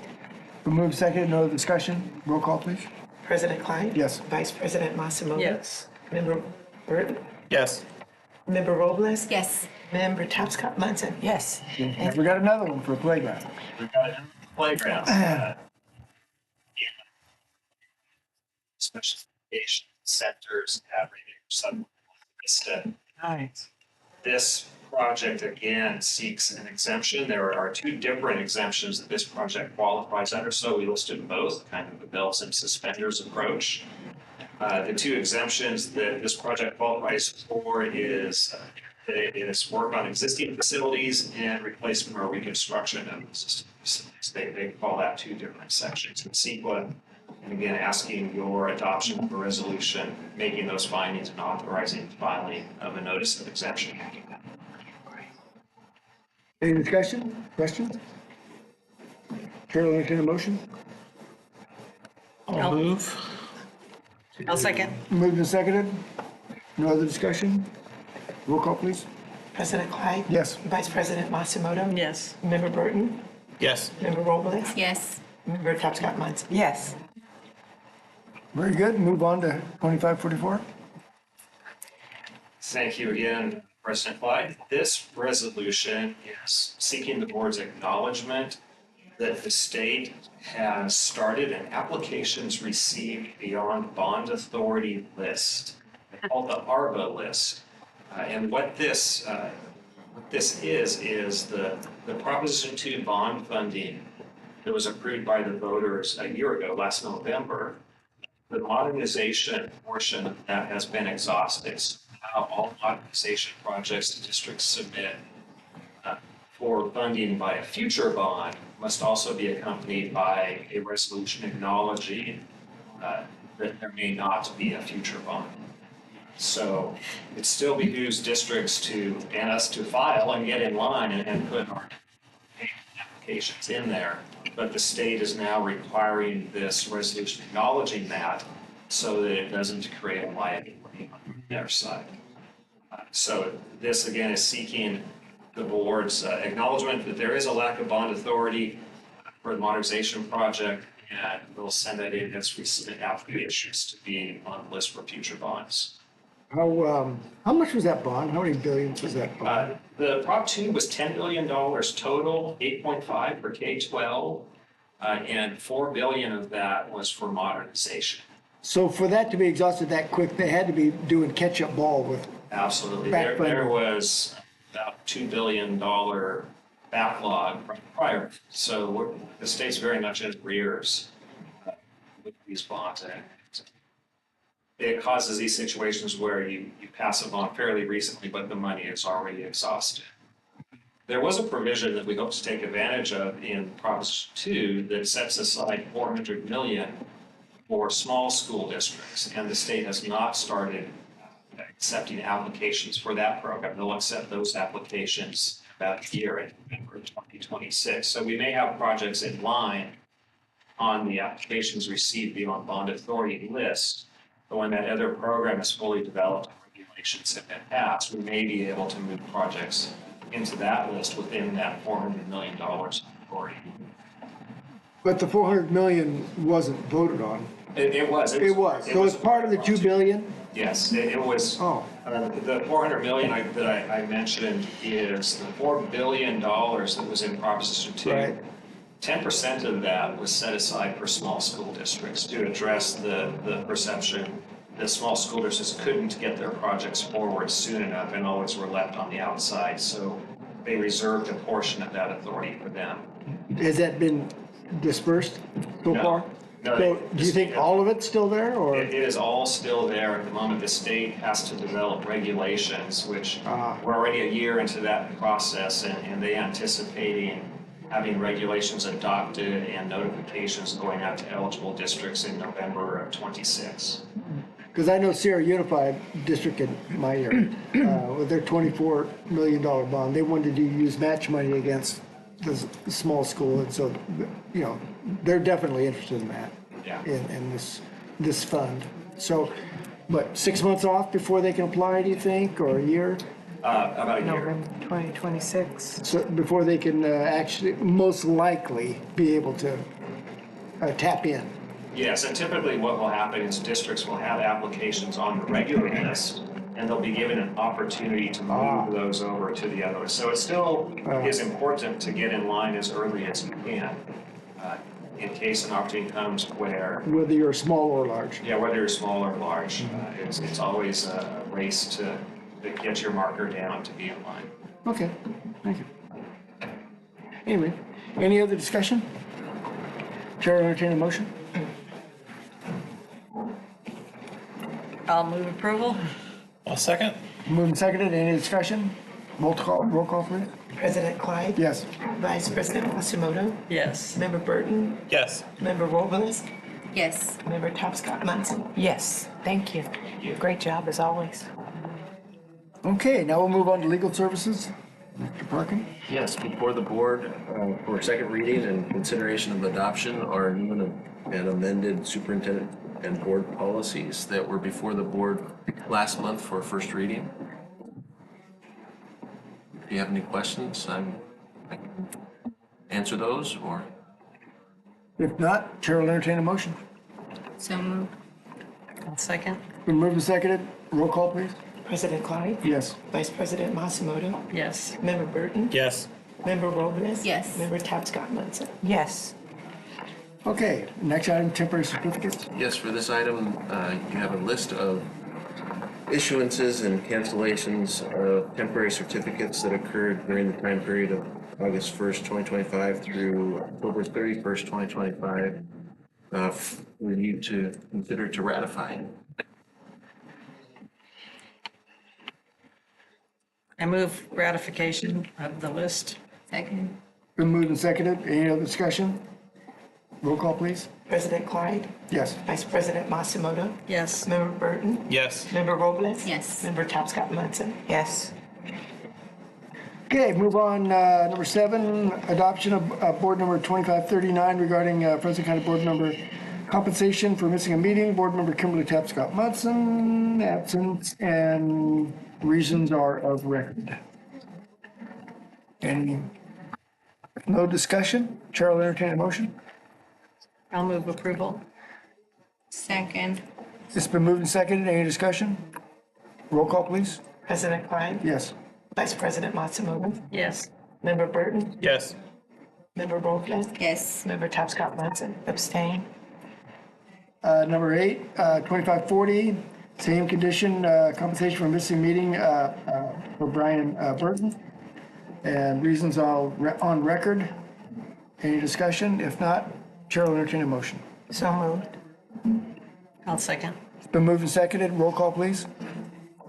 President Clyde, Yes. Vice President Matsumoto, Yes. Member Burton, Abstain? Member Robles, Yes. Member Tapscott Matson. Yes. Okay, and we'll move on to Resolution 2541, recognize Kwanzaa Week as December 26th through January 1. We're done. No, we didn't. Did we miss something? Yeah. You've done it. Oh, I did, didn't I? Oh, we don't want to forget that. CSBA, I'm sorry. Regal County Delegate. Let's open that up for discussion. I'll just say, so this is the role that I've been filling. It represents 4 counties. This is a nomination process. I asked it to be on, even though we could address it next month, I asked it to be on this month. Should there be need to secure nominations from other counties. The 4 counties will vote on who's nominated. I would love to be able to continue in that role if this board was willing to renominate. Okay. Unless there's any others, we're still under action items. Can we have more than one, Brett? So that we're covering the full length of the conference attendance? I believe it's just one seat that's open. Okay, thank you. I'd like to nominate Dr. Marcy Matsumoto to continue to serve in this role. Thank you. You've been doing an excellent job. Thank you. Second. It's been moved and seconded. Any other discussion? Roll call, please. President Clyde, Yes. Vice President Matsumoto, I'll abstain. Member Burton, Yes. Member Robles. Yes. Member Tapscott Matson. Yes. Thank you. Okay. So it's not a done deal. It goes to a vote you with the go on 4 the counties, ballot. so that everybody realizes Yeah. it. So, It's thank a done you. deal. You go on the ballot. I'll complete all the It's a done deal. documentation.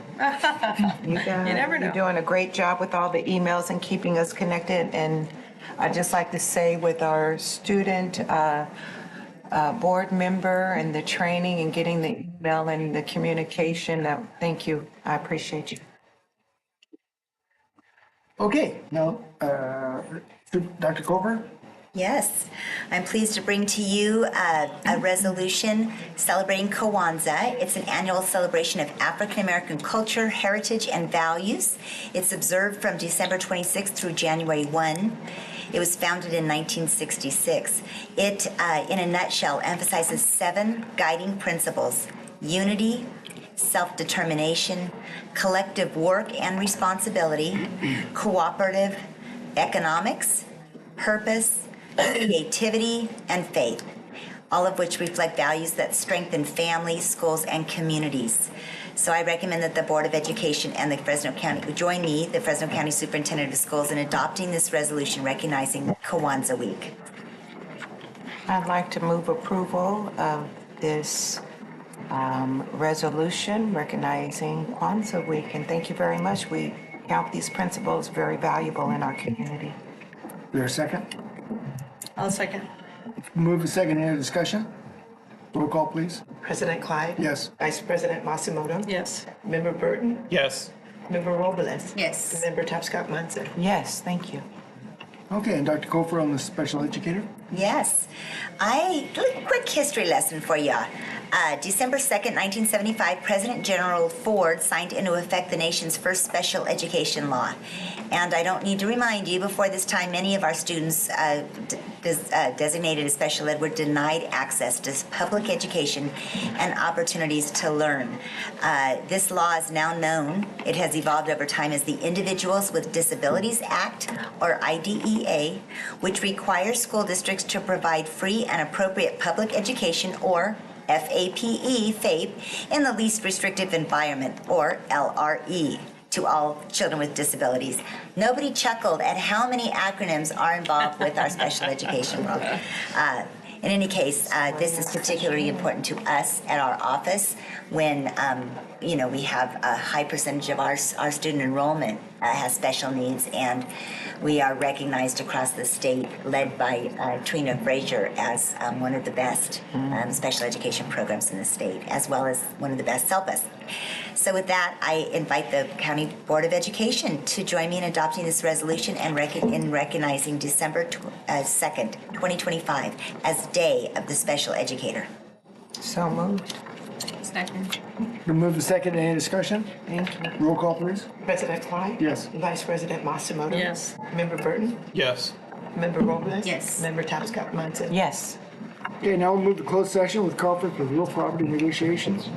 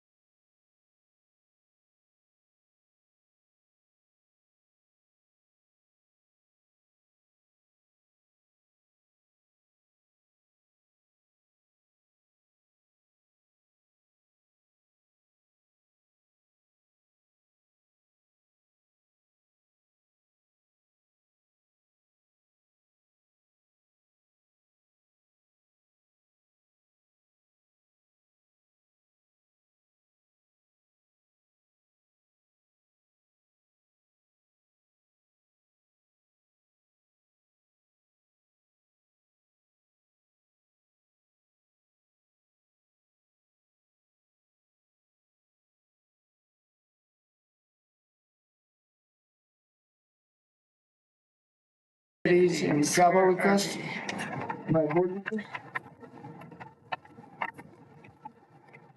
Hearing none, we'll go on to any travel expenses and reimbursements. First is I travel. didn't see that. Travel request. None, okay. Receipt of correspondence? Nothing? Okay, comments by board members?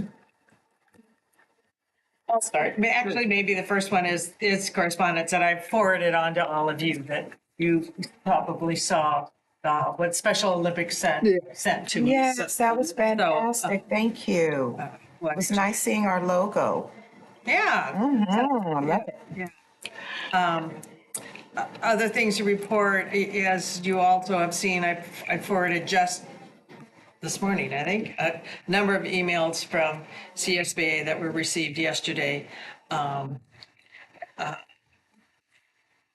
the email about the Capital Advisors financial projection event that they're going to have at the end of January here. Yes. January 28th. In our building, January 28th. Which, excuse me, if you don't mind me mentioning, our superintendents think that's not a convenient date for them because of the CSB. No, it's AXA. There's an AXA Superintendent Symposium that many of our soups would miss. So that we're going to We're gonna try to get it changed. Yeah. So it's It'll be in January. It'll be similar time. Yeah. Maybe the week before, the week after, somewhere around there. Okay. All right. No, I just thought it was something that the rest of the board would want to see. I got it because I attended something else last year, so I didn't know how broadly it had been. Yeah, especially if it's here in town. Well, yeah, it's in our building, you know, so, please, yeah, let us know when it's rescheduled.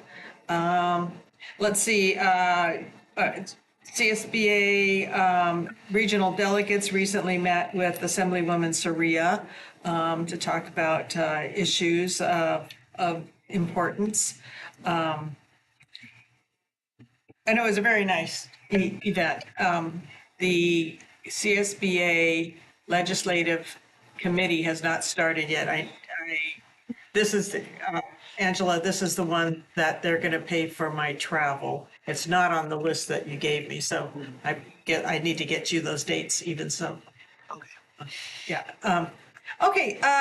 Just Fresno County Trustees Association, we've been really busy in the last month updating bylaws just so that they can get out to everybody for feedback. So if you have an interest, anticipate receiving an email to review those bylaws and provide feedback.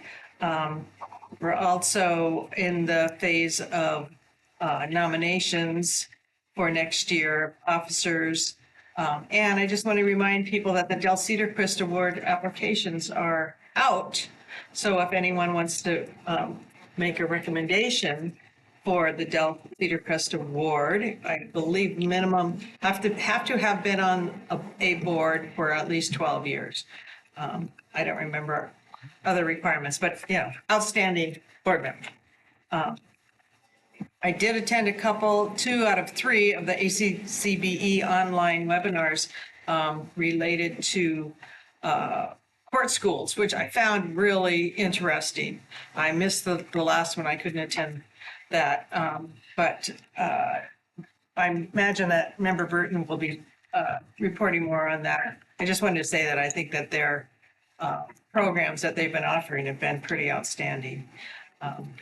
The last item at our last meeting, I brought up a couple of questions related to our structures and committees and training. And I did reach out to a number of our colleagues in different counties and have received information back from them that I'm compiling about what committees do they have, what kind of training do they do,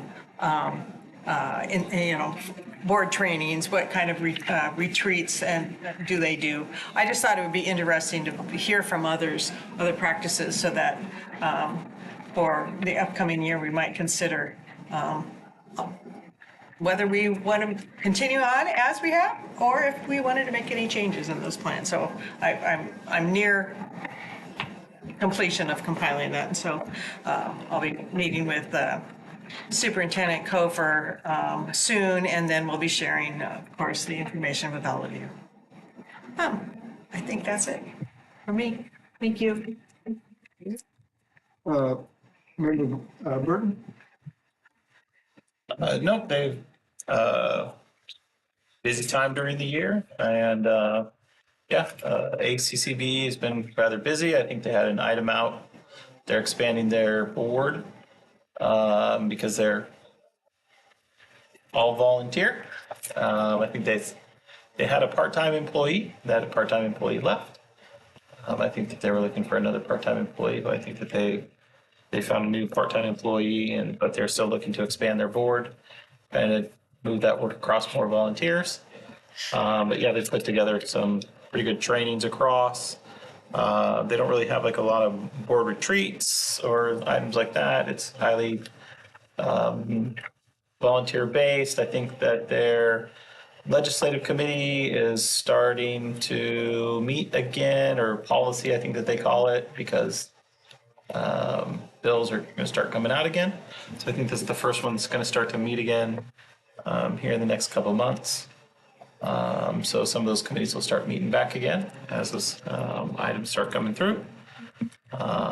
So we'll see where they come through with those.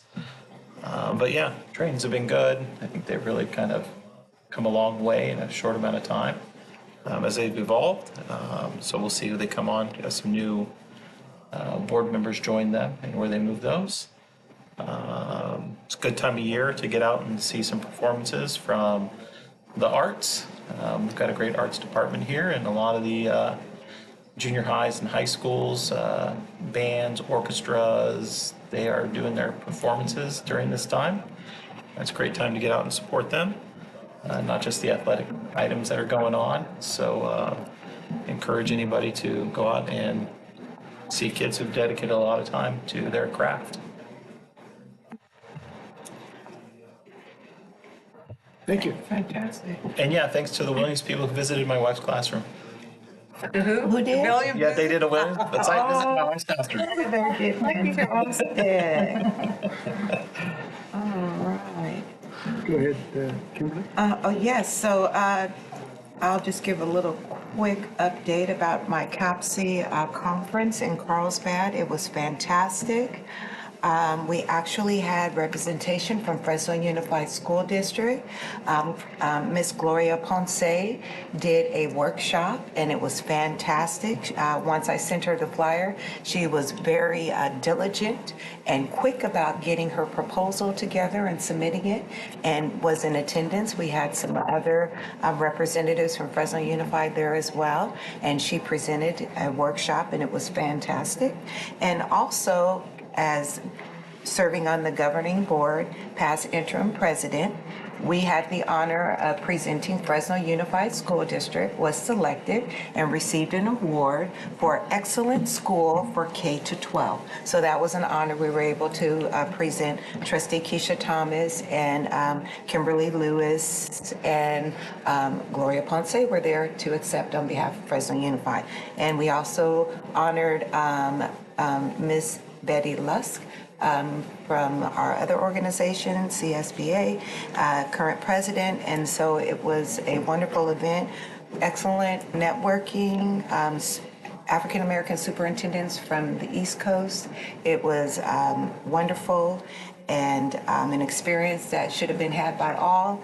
And I will extend the invitation for Napa, and missed you all being there. And also, I would like to make a mention note and a suggestion.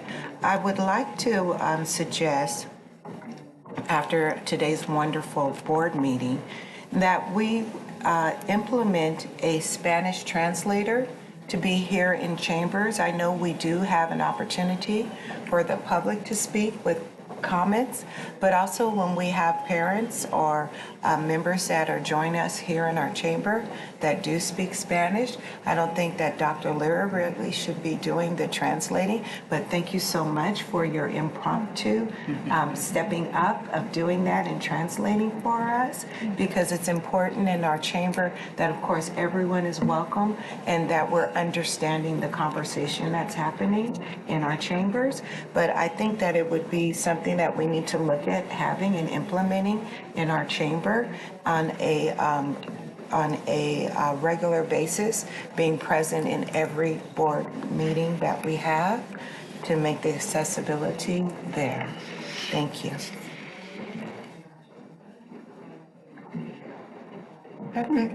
Okay. I just want to, I went to the Fresno County first annual poet laureate finalist, which I'm sure you're going to talk about. I'm kind of stealing your thunder, I guess. No, you please. But Evie Singh was the winner, and then we had the Fresno poet laureate as well as the state poet laureate there in attendance, and both spoke. That was pretty cool.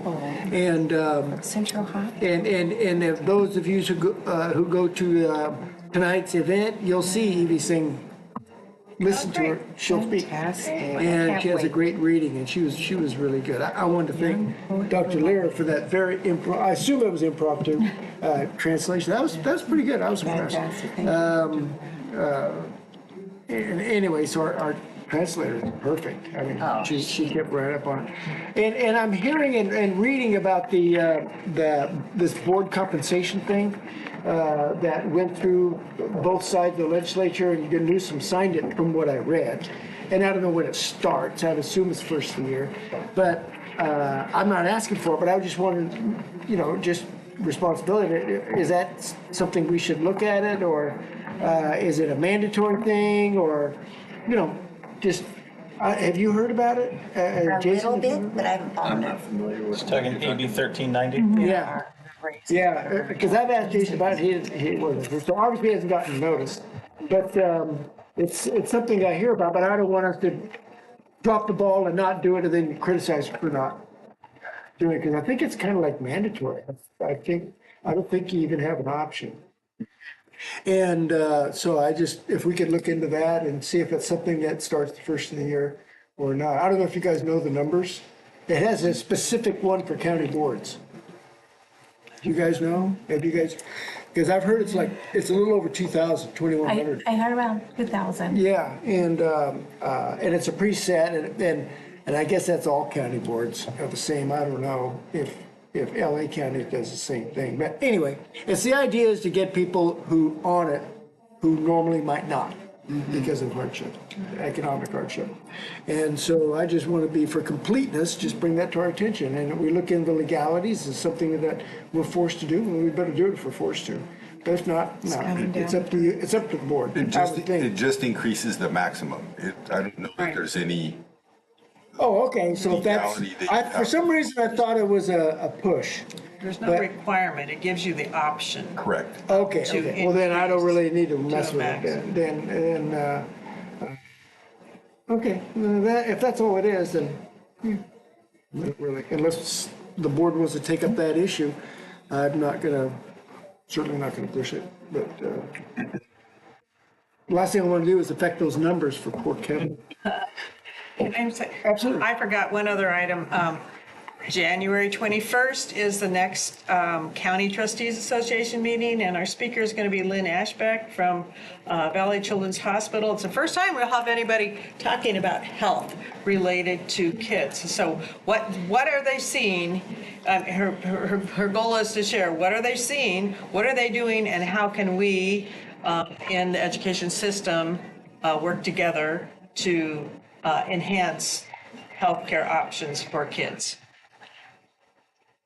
Just putting a pitch, because Miss Angela is going to need an RSVP from you by January 9th. When is it, January what? 21st. 20th. 20th? It's a Tuesday. Tuesday. Thank you.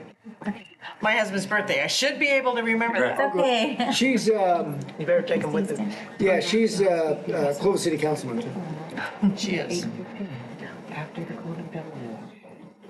Okay. Thank you for the invite. Dr. Colford?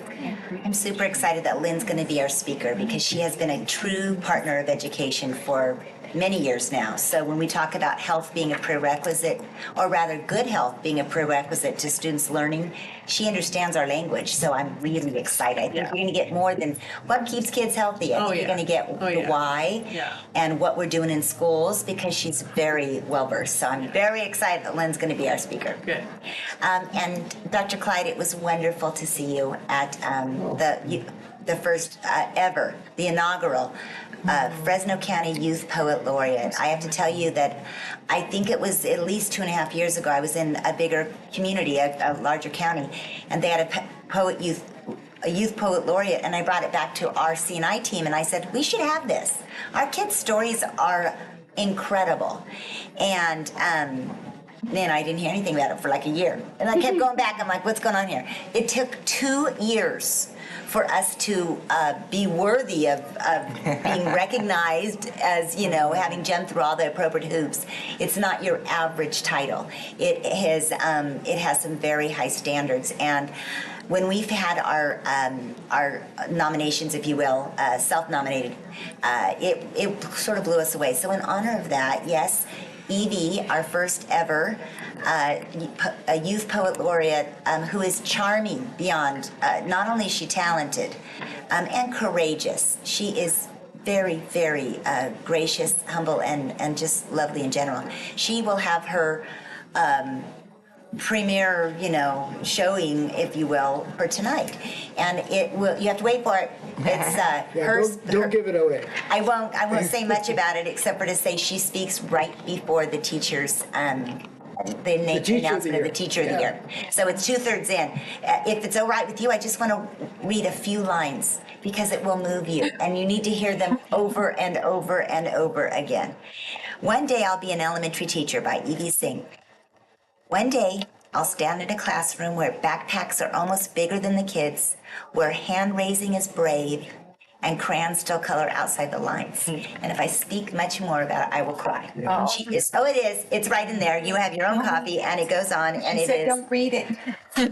It is very moving. And it's simply, serendipitous that she happened to speak about our profession. It's just really quite special. Winner. Yes, it's really quite special. It'll be an audience forever. It is. And we intend to take her everywhere. Fantastic. And she's just a real bubbly personality and all kinds of energy, and it's somebody that make sure you go out of your way to say hi. Yeah, I will try to make sure she comes out to say hello to you all. If I can capture her at the VIP, I'll bring her around to all of you. Good. If you're there. I won't take too much time because I'm standing between us and the Academy Awards of our profession, our Educator of the Year Awards this evening. But I did want to underscore the fact that the state of California released our dashboard results. So this time last month, I was sharing with you our CASP student assessment results. This month, it's only about 2 or 3 days old that the state of California released our dashboard results. And to be clear, the dashboard tells a more complete story about how well our students are doing. And so it essentially combines our academic performance with other school climate measures. And that's an important thing because we know it's not just test scores that raise up our students. So the dashboard just fleshes out the story about how kids are doing in Fresno County. And once again, we have some successes to really share and shout about. English, language arts, mathematics, and science, our students, again, just to reiterate, are performing beyond the state's growth pattern, and we have integrated those results with additional critical indicators, including graduation rates. We're up a percentage beyond the state of California. We're trending in the correct direction for chronic absenteeism, and our suspension rates are lower. In California, rather in Fresno County, we have a lot of successes with our English learner progress and our college and career readiness. And I'm going to commit to trying to give you more of those details and data as we go forward in the future. Again, Fresno County's progress is reflected in our high school graduation outcomes. We talk all the time about the fact that what we do in our schools is to ensure our kids graduate with a plan for college, career, or service. And as I mentioned, we have I think a high, if you will, of 92.6% graduation rate compared to California's 91%. Another success is that the data released last week reveals substantial improvements in what we call the statewide system of support, which frankly is our DA work. And I could give you a lot of details about that, but suffice to say we are seeing a lot of very, very specific successes there. I am so proud of our African American student progress. Fresno County has 9,205 African American students, and they make great gains across every core subject, with particularly strong results among our African American youth who are also socially disadvantaged students. So the graduation rates for our African Americans increased by 3.1%, and suspension rates declined. So all trending in the right direction. And then while we still have lots of work to do in the arena of chronic absenteeism, we did see some dramatic decrease in that arena. So we're going to stay at it. I'm always proud to say that what we believe is working. We believe that strengthening our English language development work in our schools and a deliberate focus on reclassification. If there's anything you want to share at a dinner party, I would recommend you say that we know that if we can exit our ELs from ELs and not ever become LTELs, that means long-term English learners, and quickly get them into fluent English, their bilingualism becomes a superpower, and they can access those CTE, dual enrollment, and A through G, and then they are off and running. So again, I think that's an area of great success to share. We have, our office has for years and years done extraordinary targeted professional development for our educators. We've always done that well with our teachers. We are expanding that to our paras, because we know how important they are, and we're looking at developing leaders as well. We have, for the last 10 or more years, had a very robust early literacy program, and when you start at 10 years in the past, about now is when you start to see those difference makers in reading by third grade and so on. And I think in our county, we do community schools particularly well. I have shared with you that we went after those monies available by the state to the tune of $175 million, and we have a model community schools program. The state regularly comes to see what's happening in Kalinga and in Fresno Unified and a lot of our school districts, including our charters, that have really implemented robust and effective community schools programs. I will just wrap up by saying I would encourage you all to recognize that as we go into the holiday season and our kiddos have time to be at home a week at Thanksgiving and 2 weeks, sometimes 3 weeks at Christmas, as they're gone from us, sometimes they experience some sadness, some depression, some anxiety, and they don't have the school system for support. So I will be out and about in the community for the next several weeks. I'll be on Great Day in the morning. I'll be talking on probably K-Jewel. I'll be doing everything I can to talk about the fact that even though we are not in session for schools for those weeks, people can still call our All for Youth line. And if they want to go around us to the county for different services, that number's 988. And gosh forbid, if there's an emergency, it's 911. But parents, families, friends, if you see something, say something, keep an eye on our kiddos. It can be a very stressful period of time during the holidays for kids and adults. So be gentle with each other. And once again, I just wanted to thank Diana and Kevin and Jason and Angela and anybody, Nathan, thank you. Yes. Anybody on our team that has anything you want to add before we wrap up November's report to the board? Okay. Okay, well, it's a team effort here. Happy Thanksgiving. Happy Thanksgiving to you. Okay, thank you.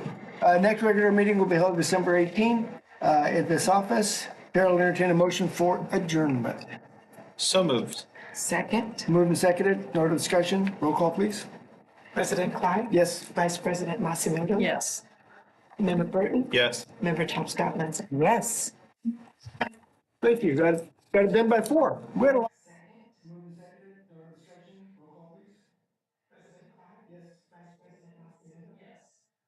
Member Burton? Yes. Member Tom Scotland? Yes. Thank you, guys.